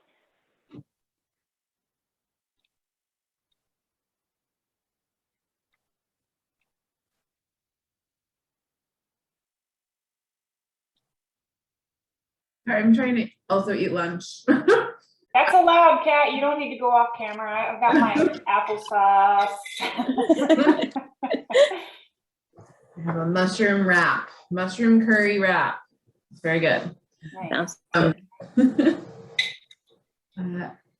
You know, I was really, what really resonated with me from Wade's comment. Hello, everybody. I'm Kat. I'm from Community Health Plan of Washington. And from a space of, and I think this came forward also in Donna's comments too, just the space of how are we kind of flipping the power and voice. And so, you know, maybe in 3 to 5 years, we really have a strong infrastructure to support consumer, patient, client, community, sort of whatever, you know, terminology we want to use, voice, and have a structure to allow that to really inform and be guiding decision making, and having that ability to support that work. And so, you know, how does that look in the governance structure? How does that look in just the way in which we all do our work? So I know CHPW is doing a lot of work in that space, and we have a long way to go. But just in that recognition of the capacity that an organization needs to do that work well, and ensure that you're really authentically centering that voice, not making people feel like they're just sharing for the sake of sharing, and it's not actually making change or informing change. So just that is something in a long-winded way that I think could be really powerful in 3 to 5 years, to really have that within North Central ACH, but also across organizations in the community.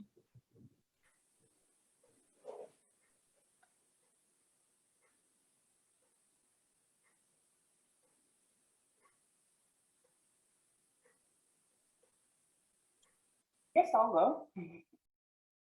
Piggybacking on that a little bit on both Mike and Kat's comments.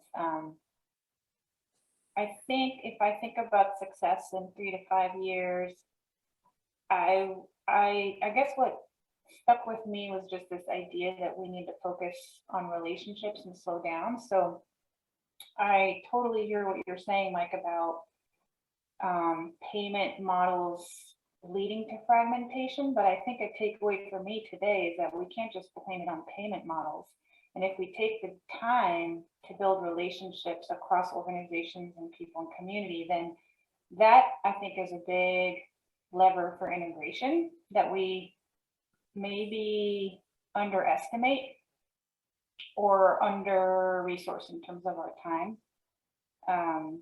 And Kat, I really like what you just said about seeing more like flipping the power and voice, not just at the ACH, but within other organizations, because even if we embrace this idea as an ACH, if we're not the doers of the work, right? If we're facilitators and convening, then the doers of the work also need to embrace this flipping of power. And I don't know what our role is to help do that, or, I mean, some organizations are probably doing that really well and we can learn from them, but I guess that means in 3 to 5 years, we would see a lot more stronger relationships across the whole network, whether it's affiliated with ACH or not. You had a good observation on that. And I was listening to Dr. Tuggy and Kat, but you made just a short phrase. You said the flipping of power. And I likewise, like Dr. Tuggy, I've been to the Scandinavian countries. except for the last 2 years, probably for the last 25 years. I go on an annual basis, and I've seen their healthcare, their whole society, how it works. And that flipping of power, that's that piece with the NCACH and trying to get this collaboration between organizations. I don't know where the success is going to look like in 3 to 5 years because I don't work in it on a day-to-day basis. I'm not making those critical decisions, but who's going to let go of what when they're really looking at the whole community for healthcare, for society, or our communities? How is that going to be done? So I have no idea what that success would look like, but I see it happening in certain other countries where it seems to be working. But there is a cost there. But is that flipping of power, what you mentioned? So I'm just more observing. I have no idea what that will look like. I know what I'd like it to be like myself, but I don't know what it will actually look like. Yeah, I think, and the challenge is that power is really seated where a lot of the resources are going, the financial resources are going, and so it's difficult to. It's difficult for like hospitals and for large drug companies or carriers, and then even the physicians and medical groups to let go of power, because it usually is going to mean they're going to have less income and less resource to work with if they share that. And we spend far too much on healthcare, and probably and certainly not enough on social support. But to make that shift, it's going to be taking from one group to another, and so there has to be a shared vision of where we want to be as a culture. And this is where it's so difficult, because we're not really getting a lot of leadership above the local levels. I mean, this is the thing about the ACH work, is that this is a locally driven connection that's living with the real problems, as opposed to being 30,000 foot level and not actually bearing the brunt of those problems in people's personal lives.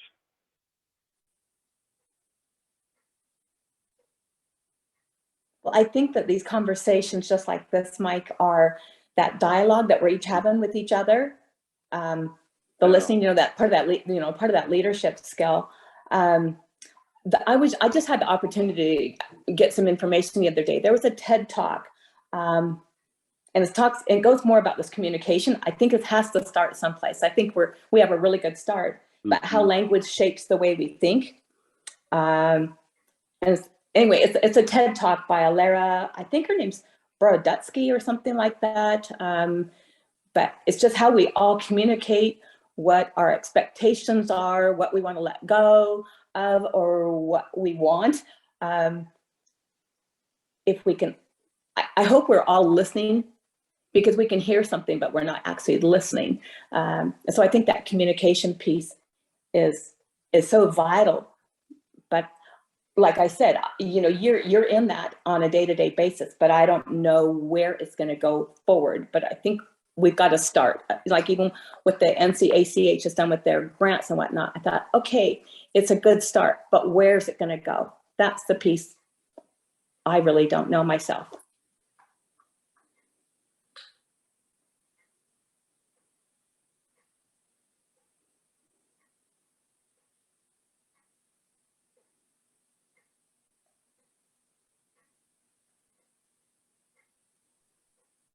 Rhonda or Teresa, do you have anything you want to add on this, or we can also move to a different question? I feel like maybe I'm in the same boat as Deb, but I don't know. I think this kind of goes back to we had our CHI meeting earlier this week, but one of the conversations we had in our breakout rooms involved just the kind of like that increased collaboration and finding out where organizations have overlapping services, and then also just having the community be aware that we are providing services and want them to be part of those communities and that network building and collaboration. So I don't know, I guess maybe the more I think about it, the more I feel like a success 3 or 5 years down the road would be that, you know, if you were to ask some random person out in the community about this work, that they would just be aware of it at least. Because another thing I think a lot of organizations tend to do is just work in these silos. And we aren't great at kind of building that connection with each other and, you know, moving our programs forward that way. I don't know if that makes any sense, but. It does. It's even when we're talking about this, I'm just trying to put the pieces together right now on this, the equity, equality initiative and different things. And you know, because some of us are going to always be smarter, some of us are going to have more education, et cetera, et cetera. So it's not that kind of equality, but it's just treating people with kindness and trying to figure out what their needs are. I'm not talking about not having accountability. But I don't know how you get all the organizations to collaborate 100%, because I've seen, I've been able just to observe, but I have no say-so in the matter on power struggles within, say, different organizations. And I thought, it's not working. Rather, I will even ask, how's that working for you? And people look at me like, you can't challenge us on this. And I can't, because I don't work for them. But do they really want a collaborative effort there in the long run to get to the 3 to 5 years to see some successes down there? Yeah, there was a question that I think it was Peter Morgan who dropped it in the chat. If the systems are the ones who need to bring about system change, and like, let's say that's, you know, more collaboration, less fragmentation, what's the motivation of the systems to change? Self-preservation is often a strong motivator of systems. I'm not sure, I don't know if you guys had any thoughts, but it's this sense of like, yeah, how can you force collaboration? Like, is it enough for that to be an altruistic goal, or does it have to also be part of their self-interest? Like, they will get more out of collaborating. I don't know. Yeah, and I don't know what her question was, but it goes back to that flipping of power. That little phrase that you made there. And Kat said that. I just repeated what Kat said. Oh, okay. Okay, thanks. Yeah, okay, thank you. I wasn't sure. I guess that's when it hit me. That's a strong statement. What are people willing? You know, what's the trade-off there?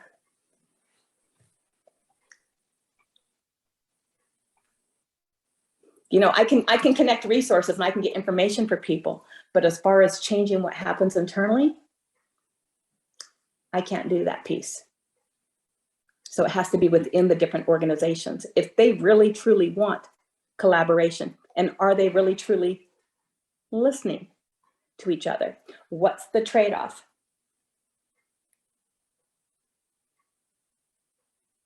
Where do egos get in the way? Yeah.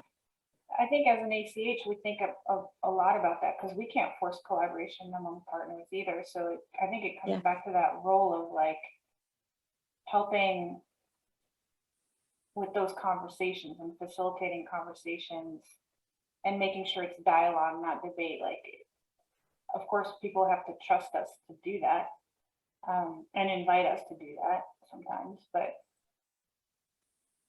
I think that's a big role. Sometimes you need somebody to help with those conversations.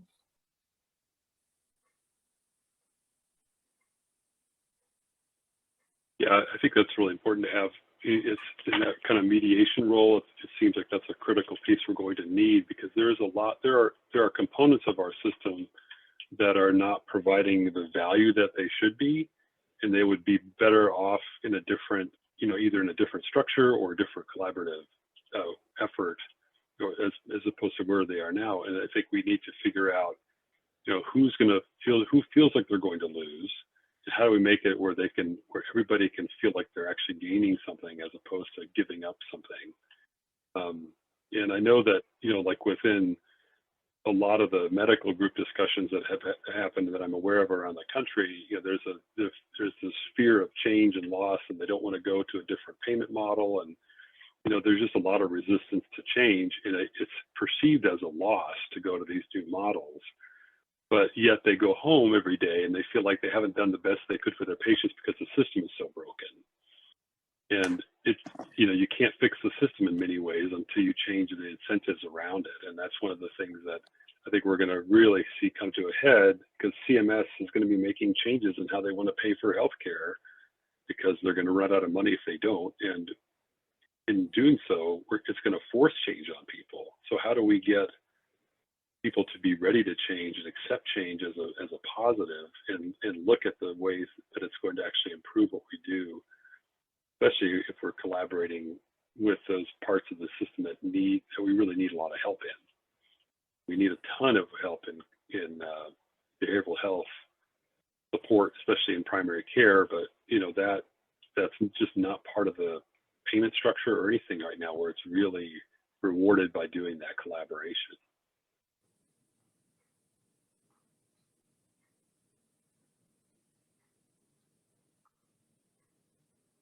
So then maybe let's look at the next question of what should the ACH's role or key levers be to create this change that we've all brainstormed? That's a really good question. And same thing, I don't know the answer. How they, how are they going to create that change role there,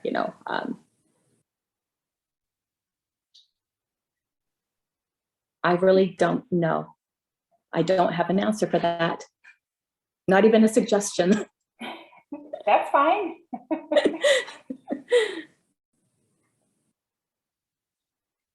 And I think in some of it, and I don't have the exact answer either, but I mean, some of it was sort of touched on already, in that space of how does the ACH create spaces for people to collaborate, to see sort of opportunities for that benefit.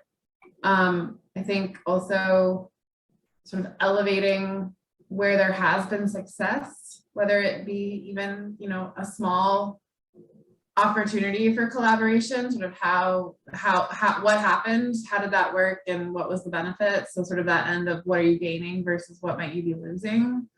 And then I think there is a space for also sort of learning from others. So even just hearing from Wade and Donna and having other sort of examples coming in from other parts of the country, to bring that in and people to sort of recognize where there might be alignment with the work that is happening in North Central. And I think there's another component is that as people are growing and sort of moving into this space of thinking about flipping power or shifting power, it's maybe not the ACH's role to hold others accountable, but how do you facilitate a space where there's mutual accountability, so that you've sort of created a space where we can hold each other accountable and not call people out, but call people into the space of what we committed to. And so when that's not happening in the community, we can say, we're not, it's not an exposure, it's not supposed to be controversial, but it's to say, hey, we agreed to these principles. We're trying to move into this direction and space. And so, I think Dr. Tuggy elevated it, the idea of mediation and sort of what role can that be over time as we start to get maybe into those more difficult spaces of give and take and benefit and sort of what we might be giving up.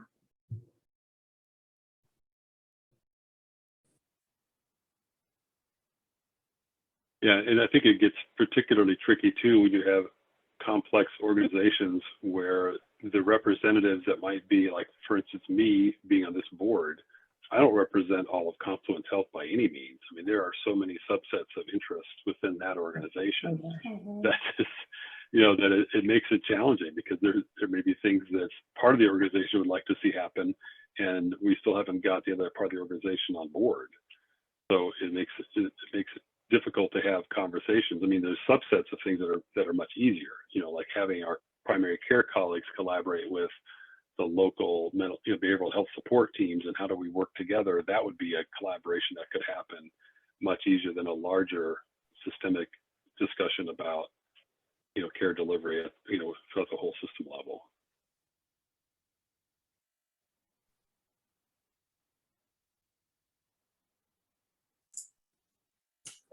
I was going to add that collectively speaking, I'm not really sure how that would look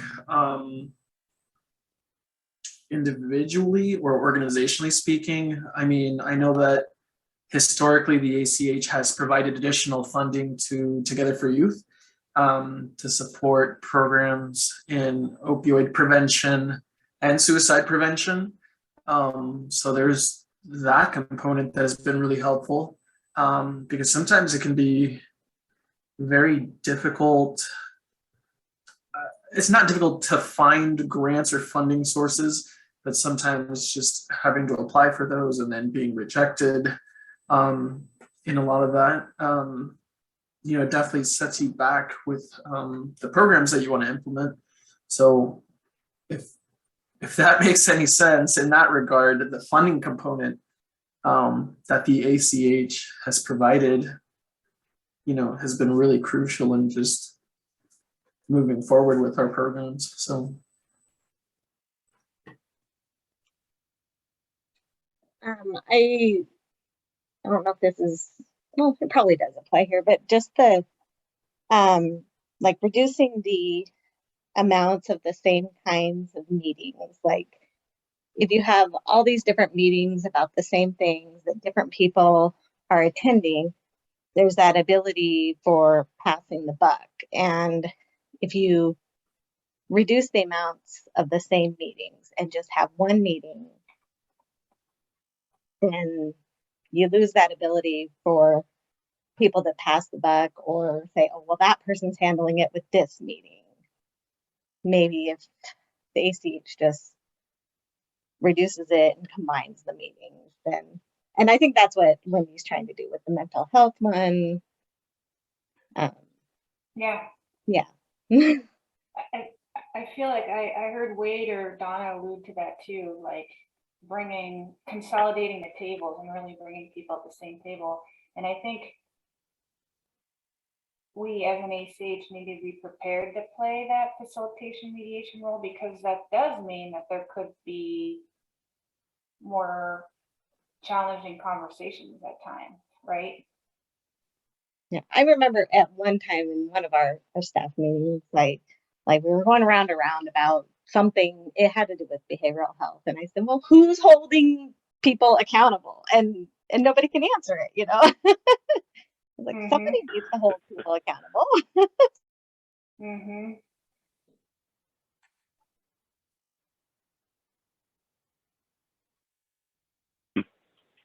Yeah, see, that's one of the big transformations that's going to be happening, I think, within, you know, especially around primary care, is that if and this is again going back to the incentives, if the incentives are, you are now accountable for the outcomes of your patients, as opposed to we're going to pay you every time you see somebody, that's a whole different set of incentives.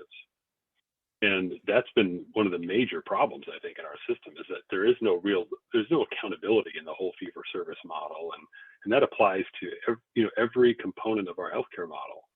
I mean, same with behavioral health, or same with physical therapy. And you know, if all we do is get paid to do things to people, as opposed to paid for improving their outcomes and being accountable for their outcomes, then it really does.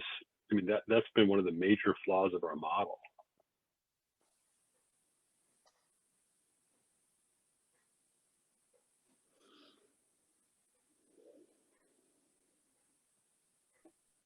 Teresa, I'm looking at the timer. Is it we only have 3 minutes left in the breakouts? Is that right? And then a break, or?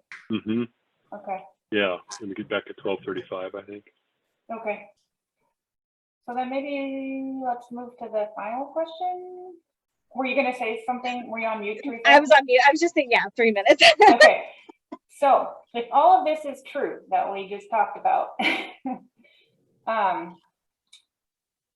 what do we need to do during this bridge year of 2022 to set us up for success for the 3 to 5 years and for our role and so on? Build great relationships. Yeah. Among all the counties. All the counties, and what will those conversations look like, even if they are uncomfortable conversations? And I'd add, like, it's building relationships by bringing people together, but also I like this thing that Donna said that, you know, she can kind of measure her work based on the coffee tab bill for the month. Like, how often is she going out there and meeting with people and building those relationships? So Yeah, I would say we could also look at our mileage. You know, it wouldn't just be. Yeah.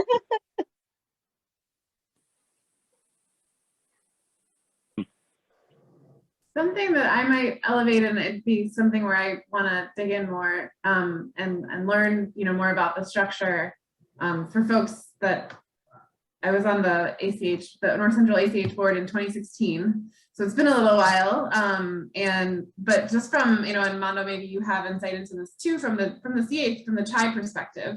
So I think in that space of sort of the structures and supports that allow for collaboration and relationships to really work and sort of flourish, that takes, again, maybe kind of even goes back up to the second question of sort of the role of the North Central ACH in creating that change is sort of, again, what are those structures and spaces that allow for some of that to happen? And so in thinking about the successful bridge year, you know, how might there be that ability to really hone in and focus and elevate the structure and sort of flow of information and feedback of the CHIs?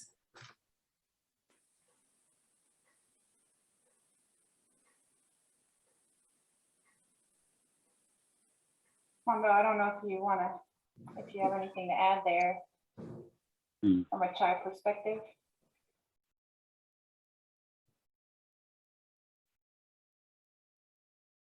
It's okay. At the moment, no.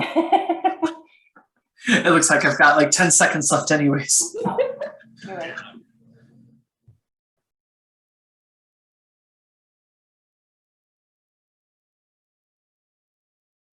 All right, well, see you after. Be in a breakout with you all. Yeah, you too.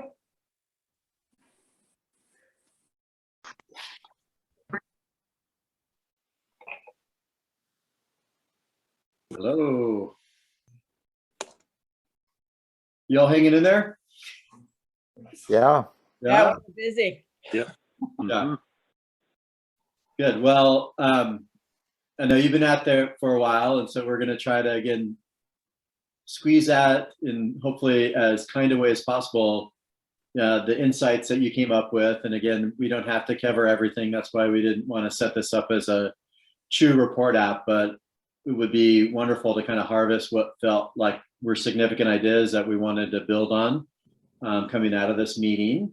And Elizabeth is going to help us behind the scenes capture in a Google document. So just know that whatever you share is being captured and will be fed back through the staff and in other ways.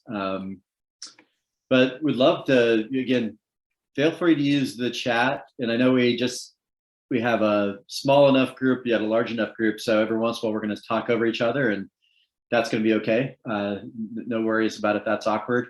But let's kind of take these sequentially, if you don't mind. Thinking about, 3 to 5 years out. What were some of the big ideas, common concepts that came out of your group?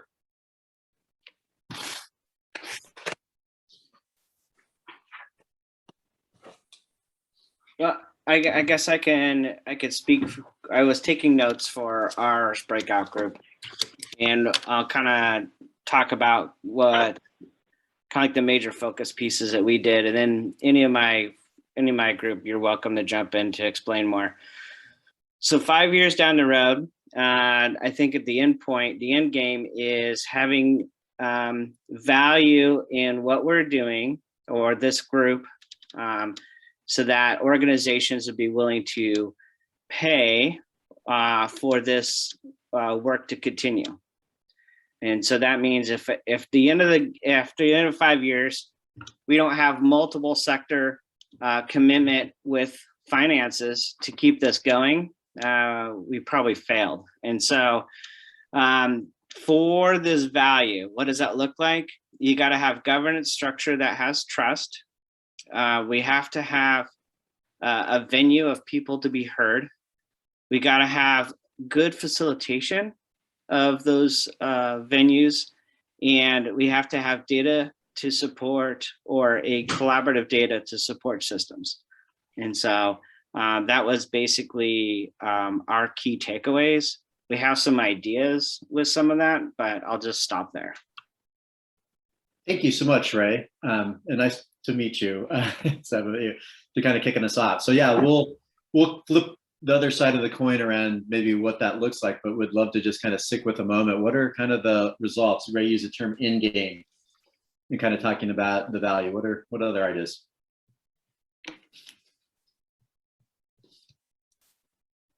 This is Kat. I can chime in for our group. We talked a lot about really kind of building on what was shared in with the speakers related to the shifting of power or flipping of power. And so one of the elements that was brought forward is how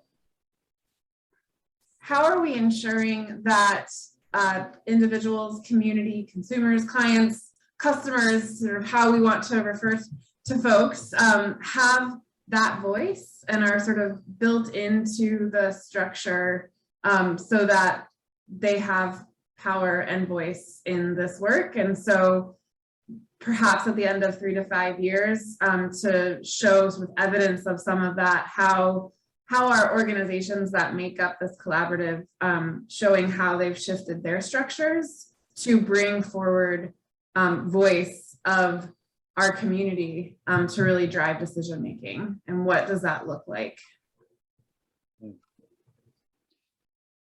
Thanks, Kat. And again, love if folks want to affirm, say, hey, we had something similar and build on. And Kat, I hear not only is voice being used to drive regional change, but you're starting to see signs of that actually happening in each of the partner organizations, whether that be a health system or some other provider or payer. These kind of anchor institutions are changing the way they do business too. Wonderful. Yeah, and in our group, I'd like to kind of piggyback on what Kat was talking about, the importance of like empowering community. And for like my experience was, I felt like when that guy was talking that like I was that old lady he was talking about, where 5 years ago, I was that community person struggling and didn't know where to get the support and help I needed. And I got put into a place where my voice was heard. And then the trickle effect of that is really shows me what exactly what he was talking about, the importance of that, and how you can bring community into play to make change happen. And just, I feel like I'm a living experience of how that works. And it really just really rang close to my heart when he was sharing that and how it made me feel. And I just appreciate that speaker so much for that.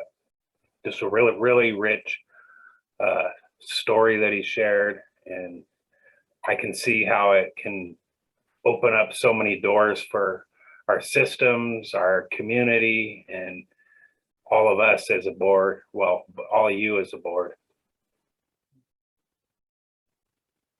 Thanks so much for that, Joe. I know we throw terms, just like we all are doing here around empowerment, but just the way that you've kind of spoken into that around your own personal experience, is that's what, true community empowerment looks like, is one variation of what you're living. So.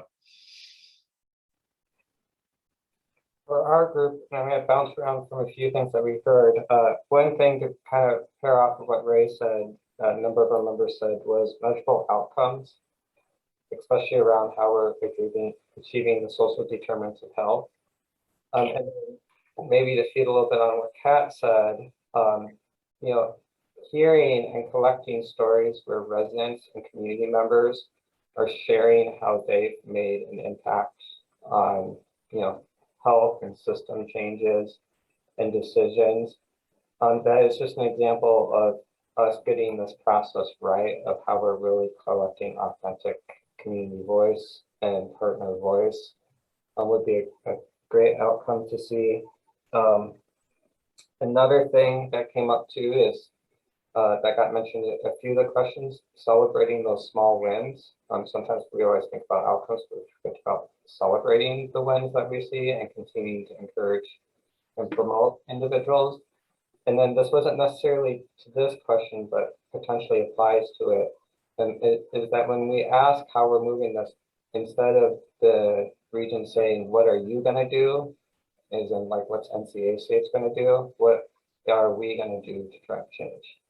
So that you can tell that everyone and the language is a we, not how's NCACH doing this work. Going along with what you were saying about what a we is, we talked a lot about who should be at the table. Legal system, we need more representation through the jail system. I would love to see some work come out of their faith-based communities. The dental and vision, which are healthcare needs that are being overlooked and causing additional health issues. Agriculture, law enforcement. Agriculture is in like the small little farm communities as well as the large ones. Law enforcement, the police, they now have the new mandate that they have to restrain on their the work that they do. Wouldn't it be nice to have the mental health community work together with them to do some mutual training? We talked about maybe law enforcement having some community health worker training in that they can empathize and put themselves in that person's place and come from the place of a person. So then we also talked about the tribe. We have a tribe that's 12 confederated tribes, so it's a vast system, and everything that we do in our communities in this region is duplicated within the tribal system. So if we have someone from law enforcement, there's tribal police department, jail systems, we have the tribal jails, faith-based communities, we have a huge cultural tribal faith that is overlooked. We talked about the Hispanic community, the primatores, I can't roll my tongue. I mean, there are these people who are in the community and we don't have their voice. In 5 years, within the next 5 years, within this bridge year, we want to see that. So. Thank you, Molly.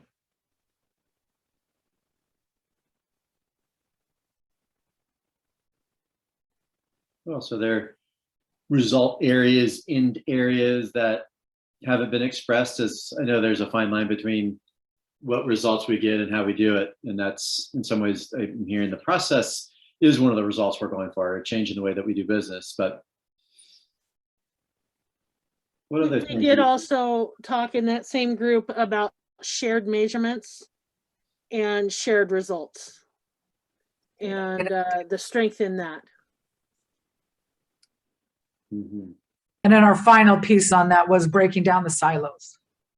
We've got to break through, and I think I've said that my whole career, but it is still true that we need to attempt. So.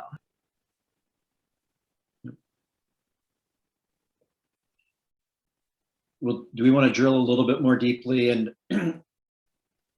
I'll just say that I find in working with boards and groups and doing this work over time, sometimes it feels a little bit circular. You all already talked about shared measurement, but I hope you all feel like there's a permission that we're constantly, breathing life into this. We're hearing the music behind the proverbial notes. And Teresa, if you don't mind me sharing, you're just like, some things started to click for me that may not have clicked the last time. And we're trying to figure out how we move forward together. So you all talked about silos, you've talked about shared measurement, in some of these pieces. can you share a little bit more around what's our role, in shared measurement? What is our role in kind of lifting up voice? What does that look like? Yeah, I just want to say, like, over the years here, part of our discussion was about how we're learning each other's systems, agencies, what people offer, who they truly are as groups and agencies, and until we truly know each other fully, it's difficult to be able to talk, to go to share, to have trust, any of those pieces. So that networking piece of truly understanding what each group does in our communities is going to be critical, and we just have to do more work toward that. I know I look at some of these faces and I don't know what you all do, and vice versa. So again, crossing those silos to be able to get that networking, to truly understand all the resources within Eastern Washington, really. Thank you for Carlene. Is it Carlene? Do you pronounce it that? Yes, it is. Yeah, thanks so much for that. Karen? So in our group, Jesus had a pretty cool suggestion about a quarterly conference with the CHIs coordinating their own. In other words, a coming together with a platform and having the ACH floating around. A good way to encompass community. So a quarterly conference, and Karen, also, if you want to add anything, Jesus, so that he's not here right now. Oh, he's not. Okay. And it with ACH would kind of be the host of it with the CHIs. I'm sorry, I'll make sure. Or a CHI could host and ACH could float. Yeah. Whatever. Yeah. And that way the ACH would get more into the community.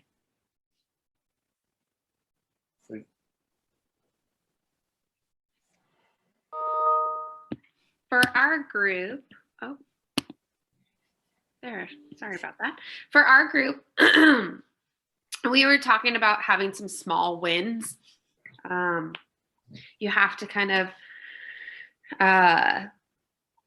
those are really important in kind of continuing the work and keeping people engaged and motivated and whatnot. So celebrating those small wins and not having things trying to take on too much, I guess, really. Don't take on so much. You kind of got to start with, I use this analogy in our group. You got to start with the snowball so that it can turn into the avalanche. You don't want the avalanche coming down on you right away. So small wins, to keep that engagement and whatnot, as far as, kind of what we need to do. Things to avoid. Well, I think that, you can kind of see why you would want to do that as opposed to the opposite, if that makes sense. Mm-hmm. Absolutely. Thanks for that, Rochelle. Yeah.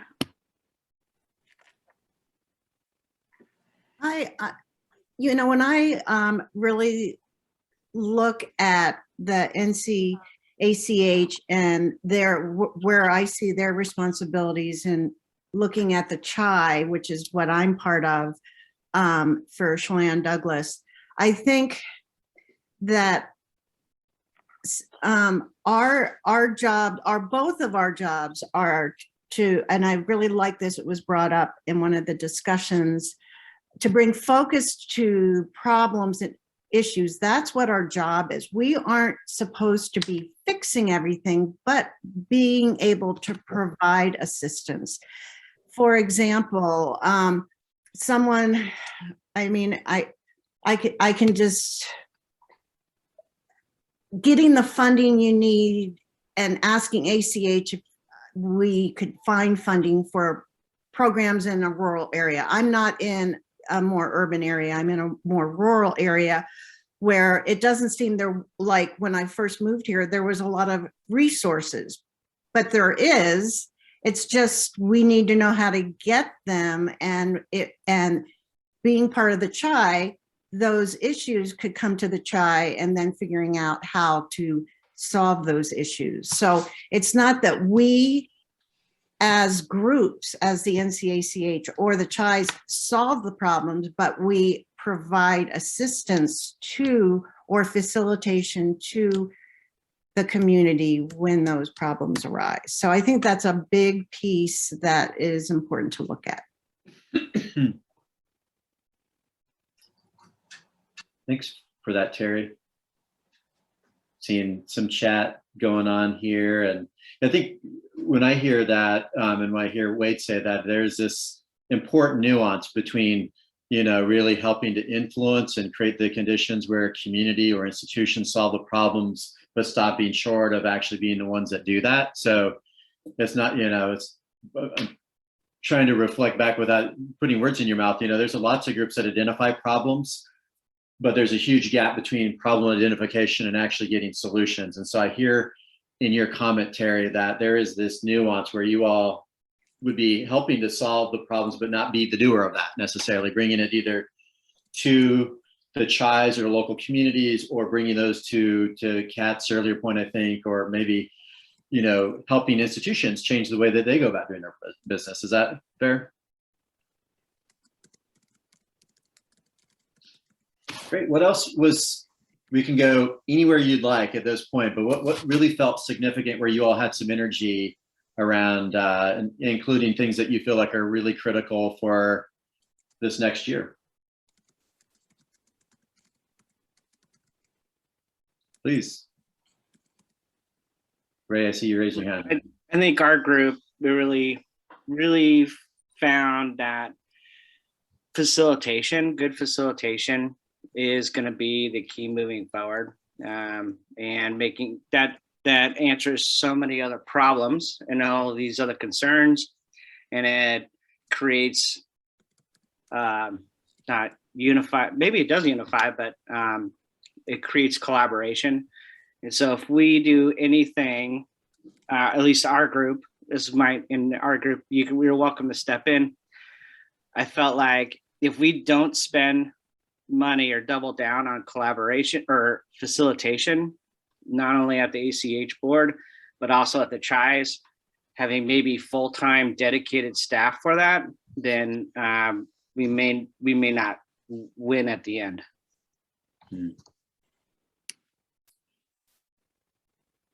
That's great. We also really discussed about kind of leaving the agenda at the door, right? Like we all come with some sort of agenda, whether we want to maybe admit it or not, right? But recognizing that, so leaving the agenda at the door to be able to be collaborative, and then I think that plays right into what Ray had said, having that facilitator to be able to help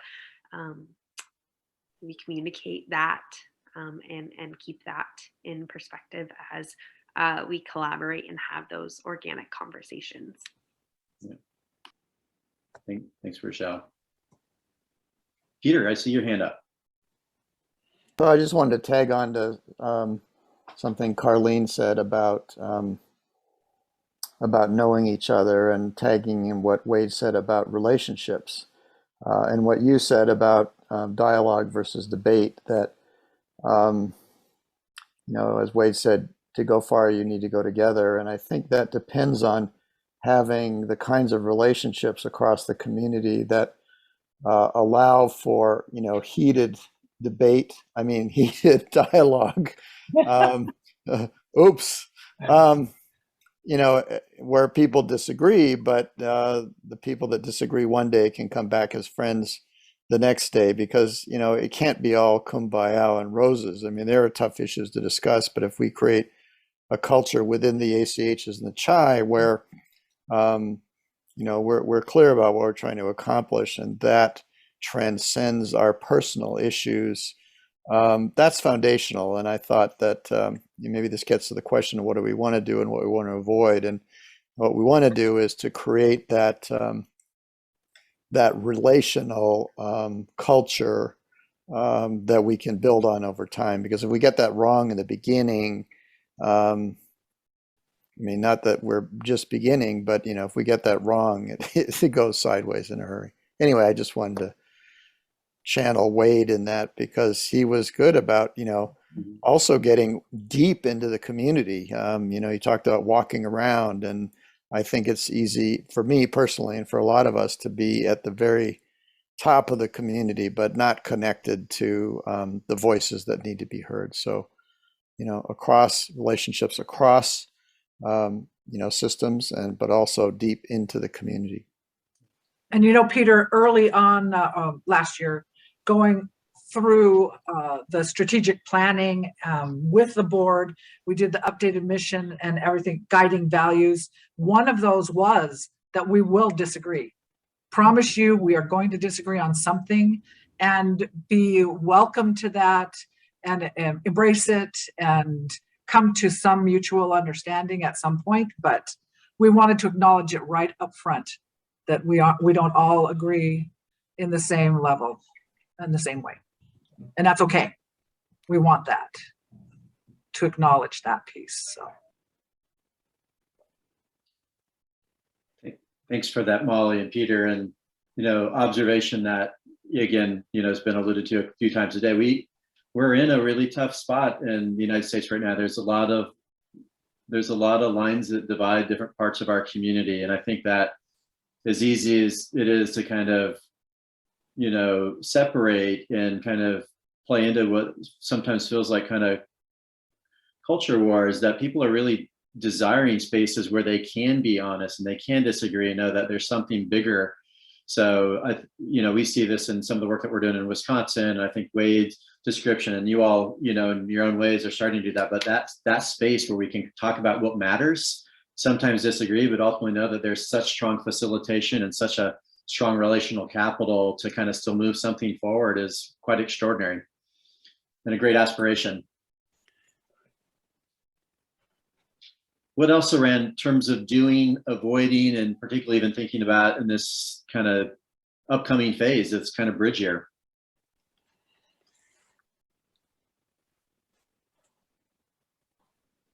To piggyback off of what Peter just said, in our group, we did talk about community engagement, and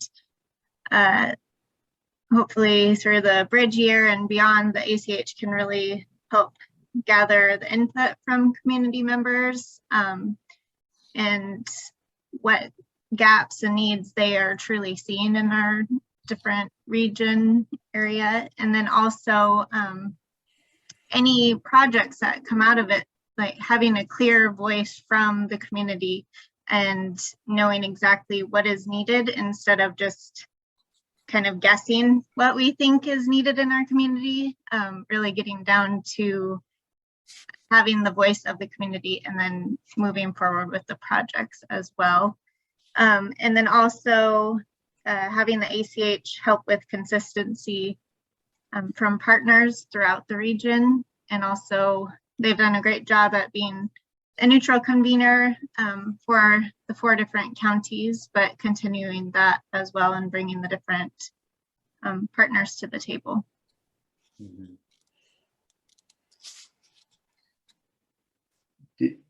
Thank you for that. Oh, please, Karen. So I've been involved for a long time, since the very beginning. People still don't know who the ACH is or what the CHIs are.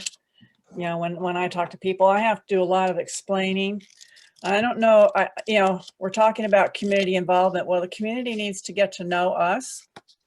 So I don't know how we would do that, but, you know, NPR, papers, the radios, you know, I think, and the ACH needs to market itself somehow so that the communities get to know what this wonderful thing is. And the CHI needs to do that in every county. They need to know that they have this organization that is there to pull the community together. It's networking, it's coalition building, it's relationship building, and they don't know.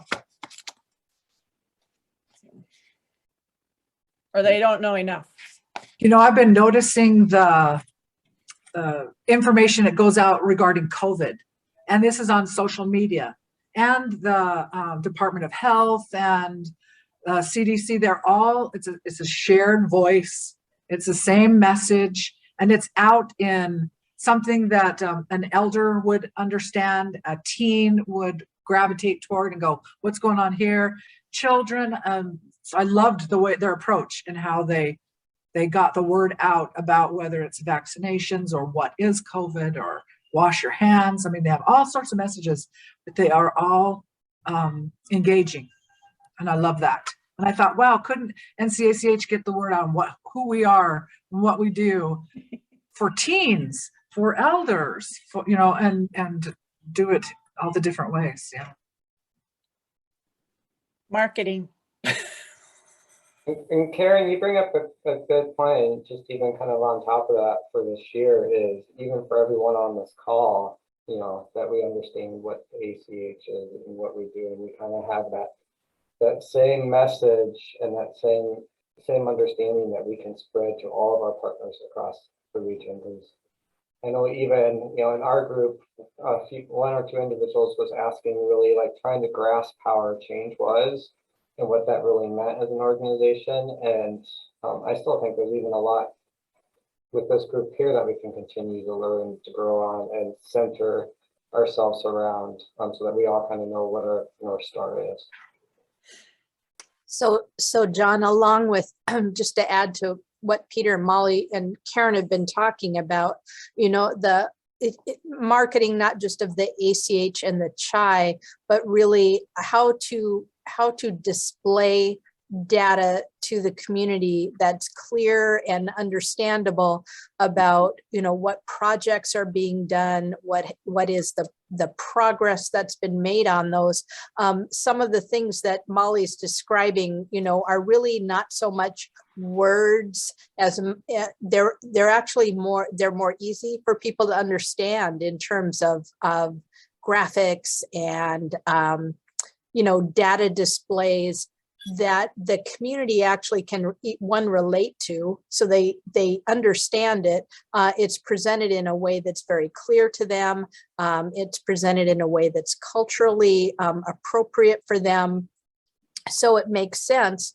And at the same time, there is a mechanism for them to become involved, so they can see what's being done, and then there's an immediate action that they could take, you know, to how could they be involved, or how could they, who could they connect with to become part of the improvement processes, for example, or to get involved in a project. How might they do that? I know we put out a lot of information, and I love reading, you know, the newsletters and that type of thing. But for really the general community person, I'm not sure they can absorb all of that. It's a lot of information, and how might that be simplified for them?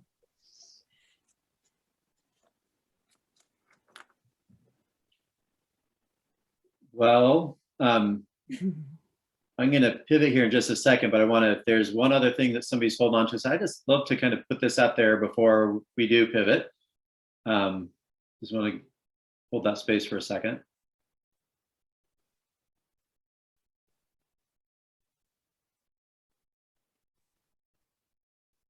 And just know that, yeah, this is the beginning of a very important ongoing, I'd say, board dialogue, but that ultimately is going to end up showing itself in action. And, you know, as Elizabeth and I are, you know, feel so fortunate to be in this space with you all, and we want to make sure that we're doing our best to kind of support your learning, you know, as you move into this bridge year. One, Elizabeth, I thought we might do just a quick plus delta on the process that we've gone through to date, you know, as we think about other board pieces. I know you all have some board business and some next steps. So we thought we might just do a plus delta on what we might continue to do well, or things that we might change about a Zoom process like this. Elizabeth, was there anything else that jumped out at you as you're kind of absorbing all of our notes here? No, this was really helpful. I have pages and pages of notes to synthesize. I really appreciate all the feedback and thoughtful reflections. Thank you. Yeah, and I was like, as my facilitative mode is like, I have like 4 pages, like, you all said some things so well that I don't think it would serve us well for me to try to summarize all those. And at the highest level, I would observe that it feels like you all are very much aligned. That I think Wade, affirming, as an outside, the mission that you have, the direction that you're on, just seems so right. And it seems like what you're talking about is just continuing to lean into that certainly changing health outcomes for the whole population and for individuals that are struggling, families that are struggling and suffering the most, but to do this in a way that really is about changing the culture and how decisions are made.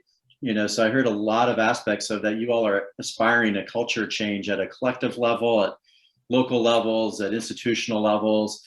And I think it logically follows that a lot of what your role is very specific processes and relational ways to change that culture. And so how we use data, how we build relationships with a whole set of partners and bringing more people into relationship. And Molly, you named a number of those, and that this year we don't have to do everything. In fact, if we try to do everything, we're not going to be successful, but we need to be really strategic about what we might start practicing and piloting and kind of doing a little more of. So it's inspiring to kind of hear you all collectively start to talk about that. I hope you all feel like you're increasingly aligned. And, when we do plus deltas, or just bringing outside speakers in and how much time, do we spend too much time, not enough time in small groups, all those are in the chat, or if you just want to speak out, what's worked about kind of this learning part of the process? What did you like? And then quickly, what would you change? We want to practice our own improvement processes as a board with you. Well, since it's so cold out right now, I embrace us becoming the little snowball that then is going to, within the next 5 years, be an avalanche. So that's what I'm holding on to. Thank you, Molly. And Molly, on the note, in terms of outside speakers, any other things that, in terms of how we're learning together as a board and kind of do that in 2022 that you want to name? Well, 2022, I do also want to have us have some equity training, something along the cultural, acknowledging the cultures and learning about them, and being able to speak, any one of us, about any of the different partners that we have within North Central.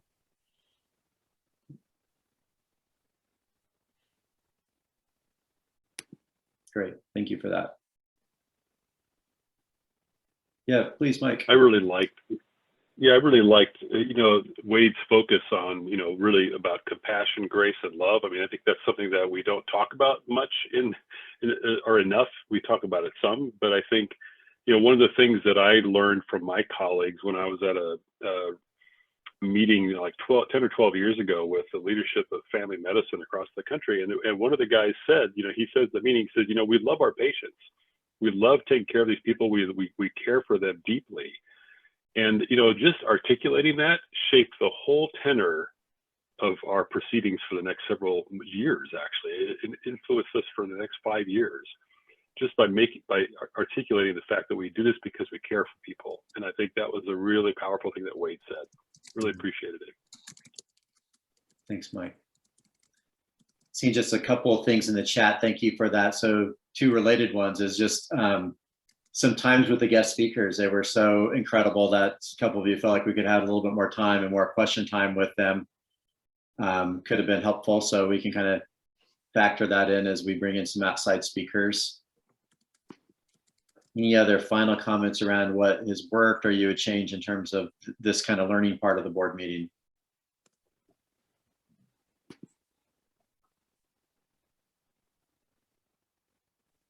Yeah, thank you, Karen. Continuing to build off each other and iterate. Well, I know that on that note, we want to listen on the strategy work group, but Elizabeth and I will be working together and we'll kind of feedback some of your thinking. And I'd just like to say, I'm really impressed with how you all showed up today. And, we offered the idea of the spirit of dialogue, and that's kind of naturally how you all have come together. I don't know you that well, so it doesn't seem like it's much of a stretch. Linda, I see your hand up. I'm sorry, I probably should have called you a minute ago. It's okay. Well, I've heard many people say that lots of us don't know each other on this call. And I just wondered, because we have a lot of guests, I think all the board members know each other, but it would be really nice to let our guests introduce themselves and maybe tell us if they're with an organization or what inspired them to join us today. Great. So Lynn, you're suggesting we might actually take a few minutes to do that now. Is that? Sure, if there's time. Okay. I may kind of lean on, for sure, just I'm taking as a note that we want to do a better job of connecting folks in the meetings going forward.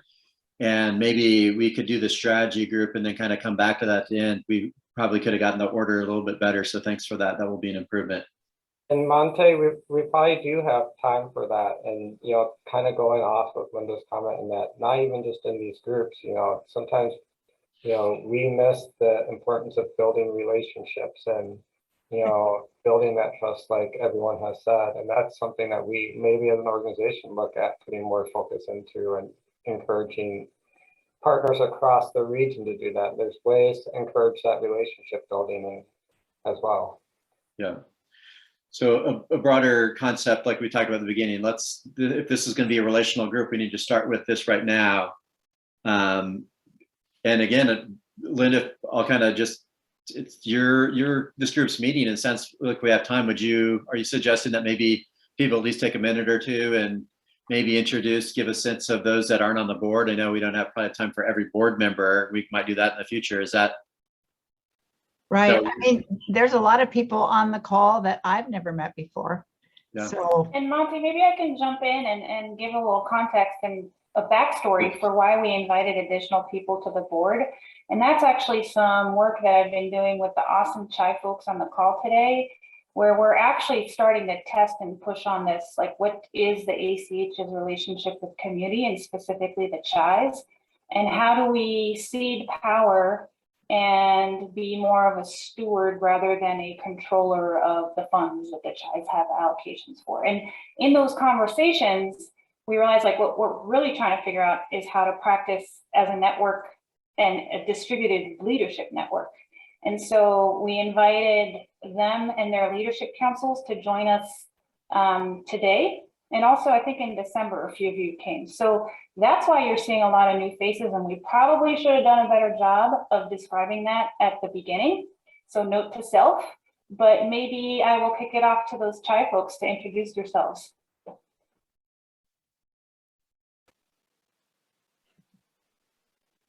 And how about I pick somebody and then when you're done, you pick someone else. So Karen. I am on the Okanagan CHI Leadership Council. I have been involved with the CHI and the ACH since the very absolute beginning when the grant was being written. My inspiration was my granddaughter, who has since passed. She had a TBI when she was a very little girl, and care for her was split in two between physical and mental. Some of the side effects of TBIs are behavioral, and they never did the twain meet. And so the whole inspiration was whole person care for me. And of course, that's grown. So I appreciate this so much. And I have really enjoyed my time with the CHI. I am not connected with an organization besides the fact that I retired from North Valley Hospital after working 37 years there. And just want to continue working in my community, and community involvement is where it's at. Want to call on somebody, Karen? Another fellow CHI person? Well, Peter. Yeah.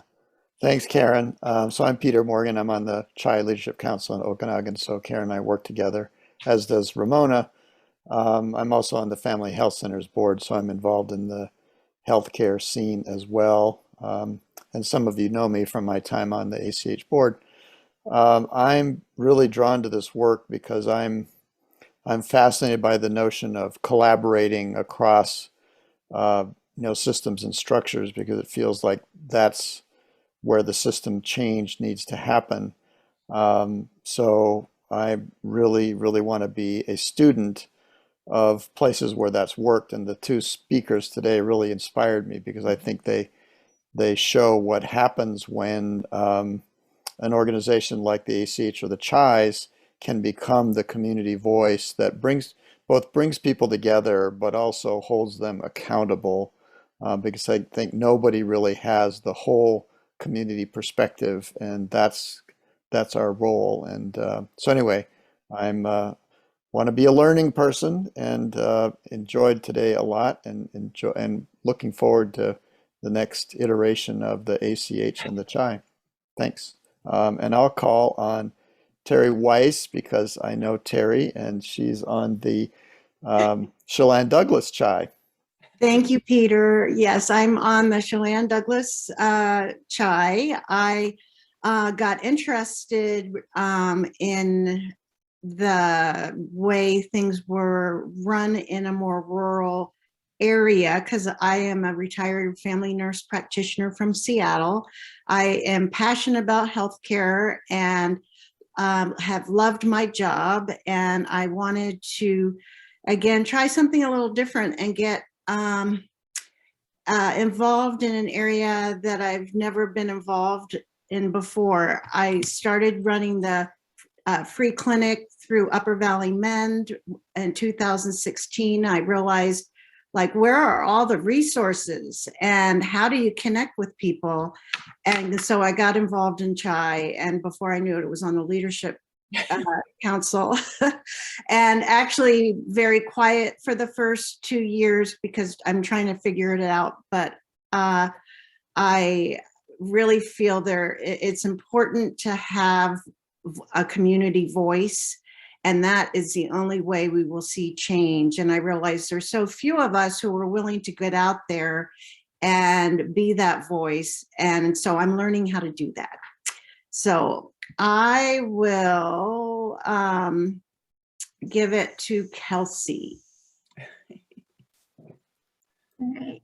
I am Kelsey Gust with Action Health Partners, and also the Chelan Douglas CHI lead. And in a couple of weeks, I'll be with Action Health Partners and with the Chelan Douglas CHI for 4 years now. Ever since I was little, I've always known that I would be in the health field. And one reason that I just love working with the coalition is being able to empower other sectors and organizations, and also community members, and also the health education portion of it, and also the continuing to network. So I've just really enjoyed being able to be a part of the CHI work and being able to lead. Next up, I will choose Mondo. Thanks, Kelsey. So I am Mondo Davila. I have been serving on the CHI Leadership Council for Chelan Douglas for a year now. Before I was invited to apply for that position, I was working and still am working as a CPWI coalition coordinator, so substance abuse prevention, for the community of Waterville, Washington, which is very rural. And then in October of 2020, Christy Maroney stepped down from Together for Youth as the executive director. And so I applied to that. Yeah, and at that time, it was Deb Miller who invited me to just kind of be more active as far as, leadership positions go outside in the community. And I think it's been, really great so far. I don't have a lot of history though, compared to some of the other leaders here that have, presented already. But yeah, I'm just glad to be a part of that moving forward. And I will call on Rachel. Or Rochelle, sorry, not Rachel, Rochelle. You're okay. Hey, more times than not, people call me Rachel. So I was going to assume it was me, but then I wanted to do a quick check that there wasn't somebody else named Rachel on the call. I'm so sorry about that. I always give Kelsey a hard time with name pronunciations, so maybe that's just karma. You're fine. You're not the first one to call me Rachel. You won't be the last. So I'm Rochelle Lang. I am with the Grant County Economic Development Council, but I also serve as the Grant County CHI facilitator. So it's kind of a unique partnership, I think, in that realm, coming from an EDC, taking on kind of the facilitator role. I was hired back in September for my role. So I'm the Director of Business Retention and Expansion. So I'm new to the organization, and they had made that shift from the health district to the EDC as far as who the facilitator goes for the CHI early in 2021, I think, as the position I currently sit on was developed. It's just ironic that I come from healthcare. So I was previously at Samaritan Healthcare in Moses Lake as their volunteer services and kind of community outreach. I did business development and whatnot. So it was, I kind of started to dabble into that, and then the position that I currently hold became available and went countywide. So it's a lot of the things that we for the EDC, we have 6 pillars and or 6 initiatives, as we call it, and there is so much aligned with the work of the CHI that we do in economic development. And so that is why our organization jumped on board to be a part of this and help lead the Grant County CHI. It's really cool for me personally. It's not to dive in too much, but I'll be honest, in kind of my short professional career, this is the first time I've really applied my degree to the work that I'm doing. And I love that. So it's really cool. It's a really cool dynamic to be a part kind of in both the economic world and healthcare world and how they kind of collide and how intertwined they are, just the overall health of the community that we live in and serve. So I've enjoyed that very, very much. All right, I'm usually terrible at remembering to pass this along to somebody, but I am going to remember this time. Let me see here. I think you might actually be the last. Am I the last? One. I was going to check. It was like, well, Teresa sits on my leadership board, but she's also on the NCACH board, so I don't know if I need to call on anybody. And Lisa Hamilton, I think, had to pop off. So did she? Yeah. Okay. Yes, she did. She had another meeting. So yeah. All right. Get to end it then. Maybe a good place there. Yeah, and I just look forward to working on this distributed leadership with CHIs, because I think we're going to be guinea pigging some things this year and learning as we go. So thanks for joining us today. Caroline, I was just going to throw it back to you, Molly or John, because it seems like this is a really nice segue to talk about the evolution of the strategy work group and kind of connecting across all the different teams. So.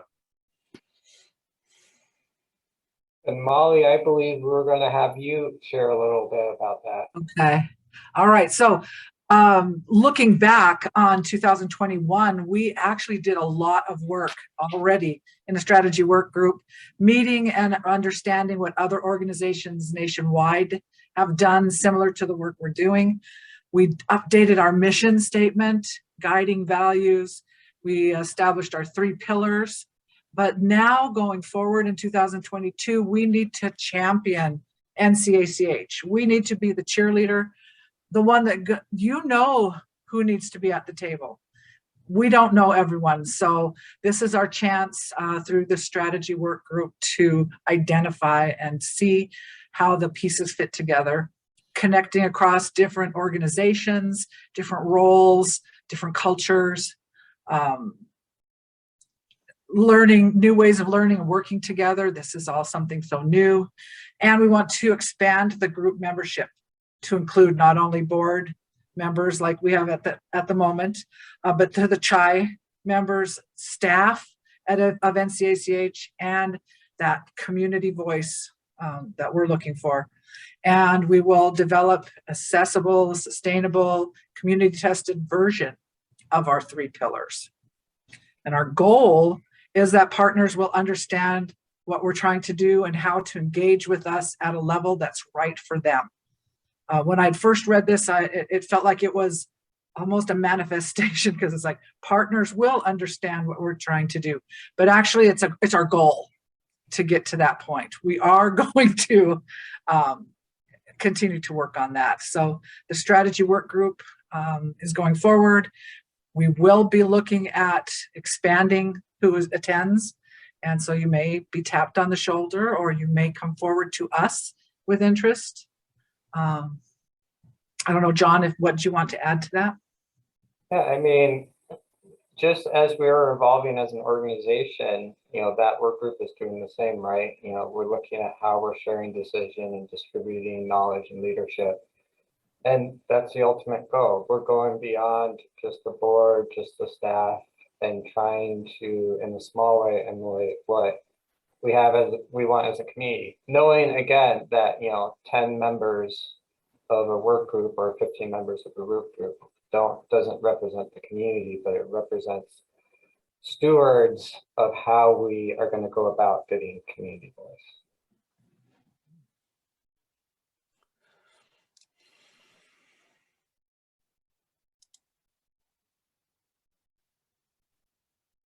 Caroline, you have written in the chat. Yeah, I don't want it to be like the takeaway is not that this work group is going to do all the work. It's that we're trying to shepherd the process of community engagement and feedback from everyone. So a lot of work is going to happen outside of that work group. We just don't know exactly what that looks like. But part of what we're doing is figuring out, like, how do we broaden the input into what the 3 pillars look like? What will that look like? Do we go do listening sessions across, you know, our region? I don't know. But the point being, don't feel like if you're not on this work group, you won't be engaged in shaping the pillars. Yeah, and every board meeting, we address it, whether it's additional training or a new piece to look at. So you're always welcome to attend the board meetings. They are open, and continue this on and see how it grows. Definitely. And looking ahead, is that what your next piece is? Or because I wasn't sure if I was supposed to be mentioning that there's a partner convening coming up with a lot of these. Is that Monty? And I was actually going to have Caroline, can you share a little bit about the partner convening on January 18th? And I don't know if Wendy is back on. She's kind of in transit. She was going to share a little bit about the behavioral health systems meeting. I'm here and I can go after Caroline. Perfect. Okay, so one of the things we've been discussing as staff is how we've convened our partners in the past. And we used to have a lot of work groups that were planning and then implementing projects. And as we saw at the last board meeting, we're really trying to de-silo our efforts and think more as a system, which means that it brings a lot of things into question about how we've brought our partners together. So we decided that the first thing we needed to do at the start of this year is invite anyone and everyone in our region to come learn about how we're trying to move towards this future state that is still being developed, and what that means in 2022. We know that a lot of our partners are wondering, is there still funding? How do we apply? But beyond that, we also want to invite them into shaping the work and providing input and all the things we discussed today. So that partner convening on the 18th is a first step towards doing that. We won't be able to answer all the questions, but we are trying to make it very participatory so partners can ask us their questions openly and transparently, what's on their mind. We'll answer what we don't know. I mean, we'll answer what we know, and then we'll flag what we don't know and make sure we circle back with them. So I hope board members will join. We'll also record it so that people who can't attend can listen to it after the fact. And then we'll make sure people know that they should always feel welcome to pick up the phone and ask us questions anytime. Wendy, do you want to add anything to it? No, I think you did a good job with that part of it. All right, so tell us about the evolving the behavioral health system. Awesome. And first, I just want to say I apologize for not being an active participant. I am, as John said, in transit, but I have listened to 90% of it. And I am extremely excited about where we're going and how we're going to be involving community and community voice in a lot of the work we're doing. So it's very inspiring. And to hear your energy and your enthusiasm just makes it all that more exciting. Transition a little bit through the whole momentum in a lot of the behavioral health work and attending a lot of the behavioral health meetings, recognizing there's just a lot going on in behavioral health right now. And so as a team, we've decided to maybe model some the stuff that we've talked about today, and we're convening a behavioral health stakeholder work group meetings. And I've invited everyone. I've tried to reach out to all the different sectors and especially those with lived experience or families with lived experience to come to the table to really talk about why are we meeting together? Why is this issue so important? What is the current state of our behavioral system? Not just the behavioral health agencies, but within the schools, the law enforcement, the judicial, just every aspect of it when you think about systems. And how can we come together then to look at that, like in successes, because there are a lot of great things going on as well. And then how can we work together to make this system more efficient and to spread the successes that we were having? So if you're interested in this effort, you can go to our website, ncach.org. All the dates are on there. There are, at this point in time, COVID pending, there are 6 virtual meetings. I think they are an hour and a half long. And there are 4 in-person meetings. That's the part as COVID pending. But this all starts February 8th, and it is a work group. So if you plan to attend, it's really good to try to commit to all of them because the work will build on itself. And so we really need that voice at the table, the consistent voice at the table. So I invite you all to attend if you have that interest in the behavioral health system. And I look forward to reporting back to the board the success that we are going to see come out of it.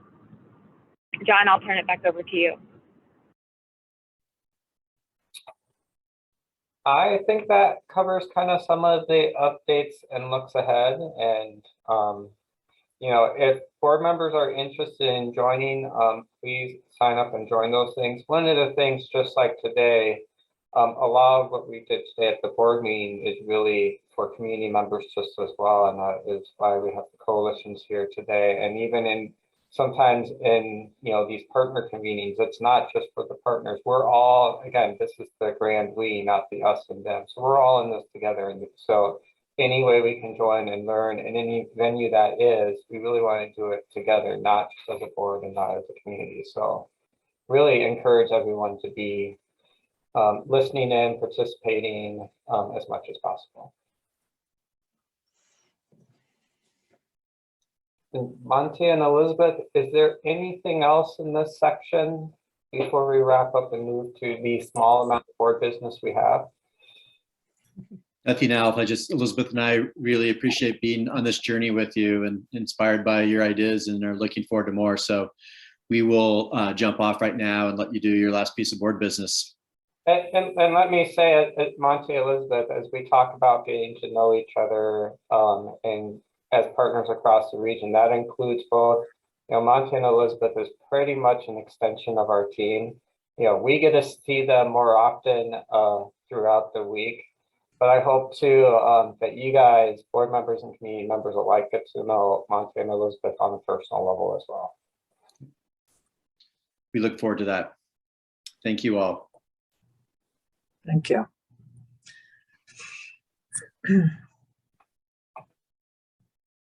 And Molly, we are up to the last end of board business. Right.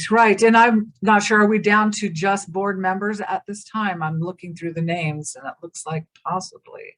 Nope, and that there's a few non-board members and that's just fine.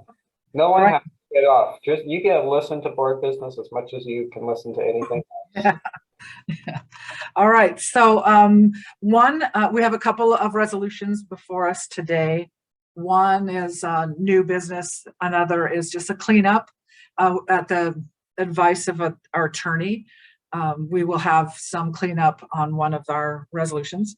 Did want to also mention I sit on a number of boards, and I promise you that my other boards make me read the resolution into the minutes. That's why I had done that before, but the uncomfortable looks that I got, the feelings I got from my fellow board members here, I won't read it word for word, but it is introduced into the board packet, and that in itself, hopefully you've read it. So I have resolution number 5 before us. If you want to, maybe John or Teresa or someone pull that up. I got it pulled up, so I will. Thank you. Resolution number 5, whereas the Board of Directors is empowered to authorize the opening of a credit card for purposes of charging certain business-related expenses. The board determined it would be in the best interest of NCACH to authorize Acting Executive Director John Chapman to open a credit card at Cashmere Valley Bank. It's used for purposes of charging certain business-related expenses. It goes into some of those expenses then in the reading of that. It's also determined it's in the best interest of NCACH to designate certain persons described here under to be authorized to use the card. The board authorizes Acting Executive Director John Chapman to open the credit card account at Cashmere Valley Bank with a credit line up to $20,000. Cashmere Valley Bank credit card shall be used for the purposes that the board has allocated in our budget. So there will be nothing outside of that without coming forward. Section 2, the board also designates John Chapman and Teresa Davis, office manager, as those individuals who are authorized to use the card. That will comply with our credit card policy that is written for NCACH, and it is effective immediately upon approval. So at this time, I'll give everyone just a second to go over this. If they have any questions, go ahead and bring them up. And hearing no questions, do I have a motion to approve? Teresa has a question. Okay, Teresa, thank you. Yeah, sorry about that. It's all right. Question for John on the credit limit, $20,000. Where did you guys determine that amount, and have you considered having 2 credit cards with smaller amounts just in case of one goes down due to fraud? Yeah, so the 20 is an organizational limit, and we were just looking at potential uses. We utilize the credit card a decent amount to pay bills, and that could also include some of our larger bills. But then the individual issuance of the credit cards will be smaller amounts. Okay. So we could either do a 5 and a 10. We could do 2 5s. So we can issue as many as we want. It's just combined, it can't equal 20,000. Right now, the resolution says 2. Okay. Good question. I like that. Thank you. Any other questions?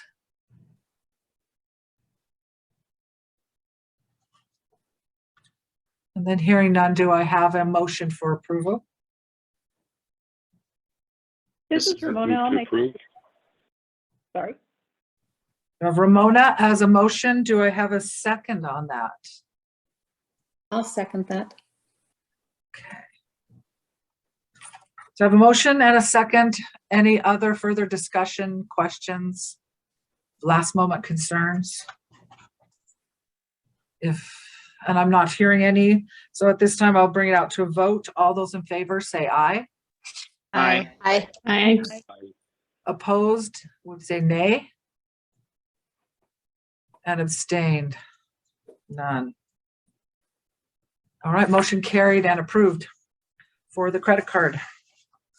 Now you'll notice, John, can you scroll back up just a moment? Oh, sorry.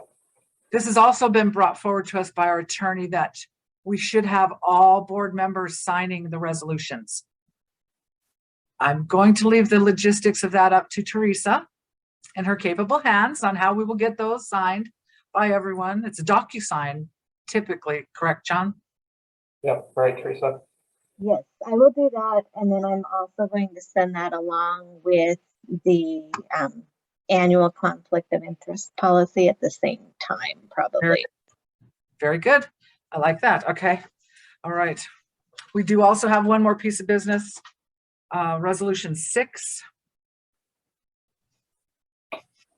We had resolution number 1 approved on December 6th that allowed deviations of higher than 10% or $50,000 of any spending decision by the board without further action approved for John, acting executive director. And it was determined that it would be in the best interest of NCACH for this to be amended as follows. The board hereby authorizes and empowers the acting executive director of NCACH, John Chapman, to contract and to execute and deliver any instrument on behalf of NCACH, provided, however, that the acting executive director shall comply with the budget spending policy and no such contract or instrument shall deviate beyond 10% or $50,000, whichever is less, from any spending decision or budget allocation made by the board without further action by the board. Section 2 is amended as follows. The foregoing contracting and signing authority granted shall include, but not be limited to, the execution of powers of attorney, transfers, assignments, contracts, obligations, certificates, other instruments of whatever nature entered into by NCACH, subject to budget spending policy. All other sections of Resolution 1 will remain unaffected, and it will take effect immediately. So I'm going to give you a moment to think through this one. Basically, what Crystal Frost and Davis O'Neill said was when we approved Resolution 1, it was in conflict of our budget spending policy. And she wasn't aware, she just didn't have all the information at that time. And so she recommended we clean it up. Because didn't it say that you had authority to do anything at any, Yeah, she felt the resolution allowed me to enter contracts no matter what our budget was. And she wanted to make sure that was in alignment. Very good. So I apologize for the cleanup. We will get better at this as we do our resolutions in the future.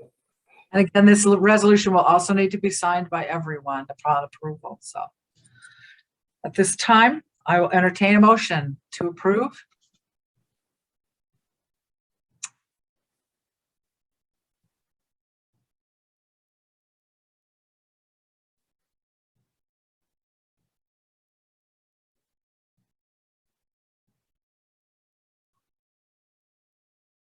Everyone's reading it. That's good. Takes a minute to digest this piece.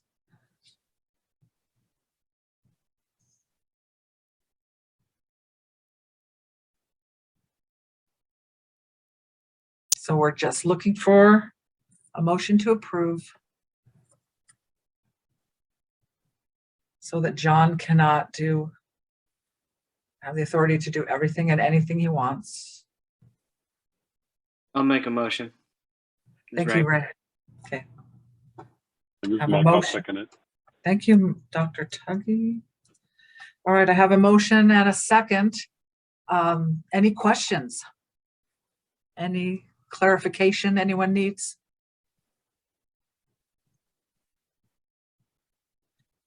And hearing none, I would go forward with a vote. All those in favor say aye. Aye. Aye. Aye. Aye. Opposed would be nay. And abstained. All right. All those were in favor and motion carried. Thank you for that cleanup. Now comes the fun part of doing the DocuSign. I'm getting better at it every time. Thank you. Any other business that anyone, we have still a few minutes before I let you go. Anyone? I do want to acknowledge that Monday is Martin Luther King Day. So this is a great time to look around your community, see what needs you may be able to help with, help your neighbor in the spirit of Martin Luther King. So I no longer work at a hospital, so I get that day off. Sorry, Ramona. Yeah, so I will be enjoying a 3-day weekend. Haven't had one for a long time, so thank you for that. And can I just add, again, thank you all for joining today. I know that all of you have, especially those that work in a healthcare center or any healthcare field, are probably just swamped with everything going on. So I appreciate you making the time to focus. Yes, absolutely. Yes. And public health. I don't want to exclude Teresa. Especially public health. Yeah, we're not busy or anything. Right. All right. So thank you, everyone. And I'm going to give you your weekend now or go back to work. And thank you. And Caroline, I wanted you, if you could stand for 2 seconds, just a little sidebar. Yeah. All righty. Thank you, everyone.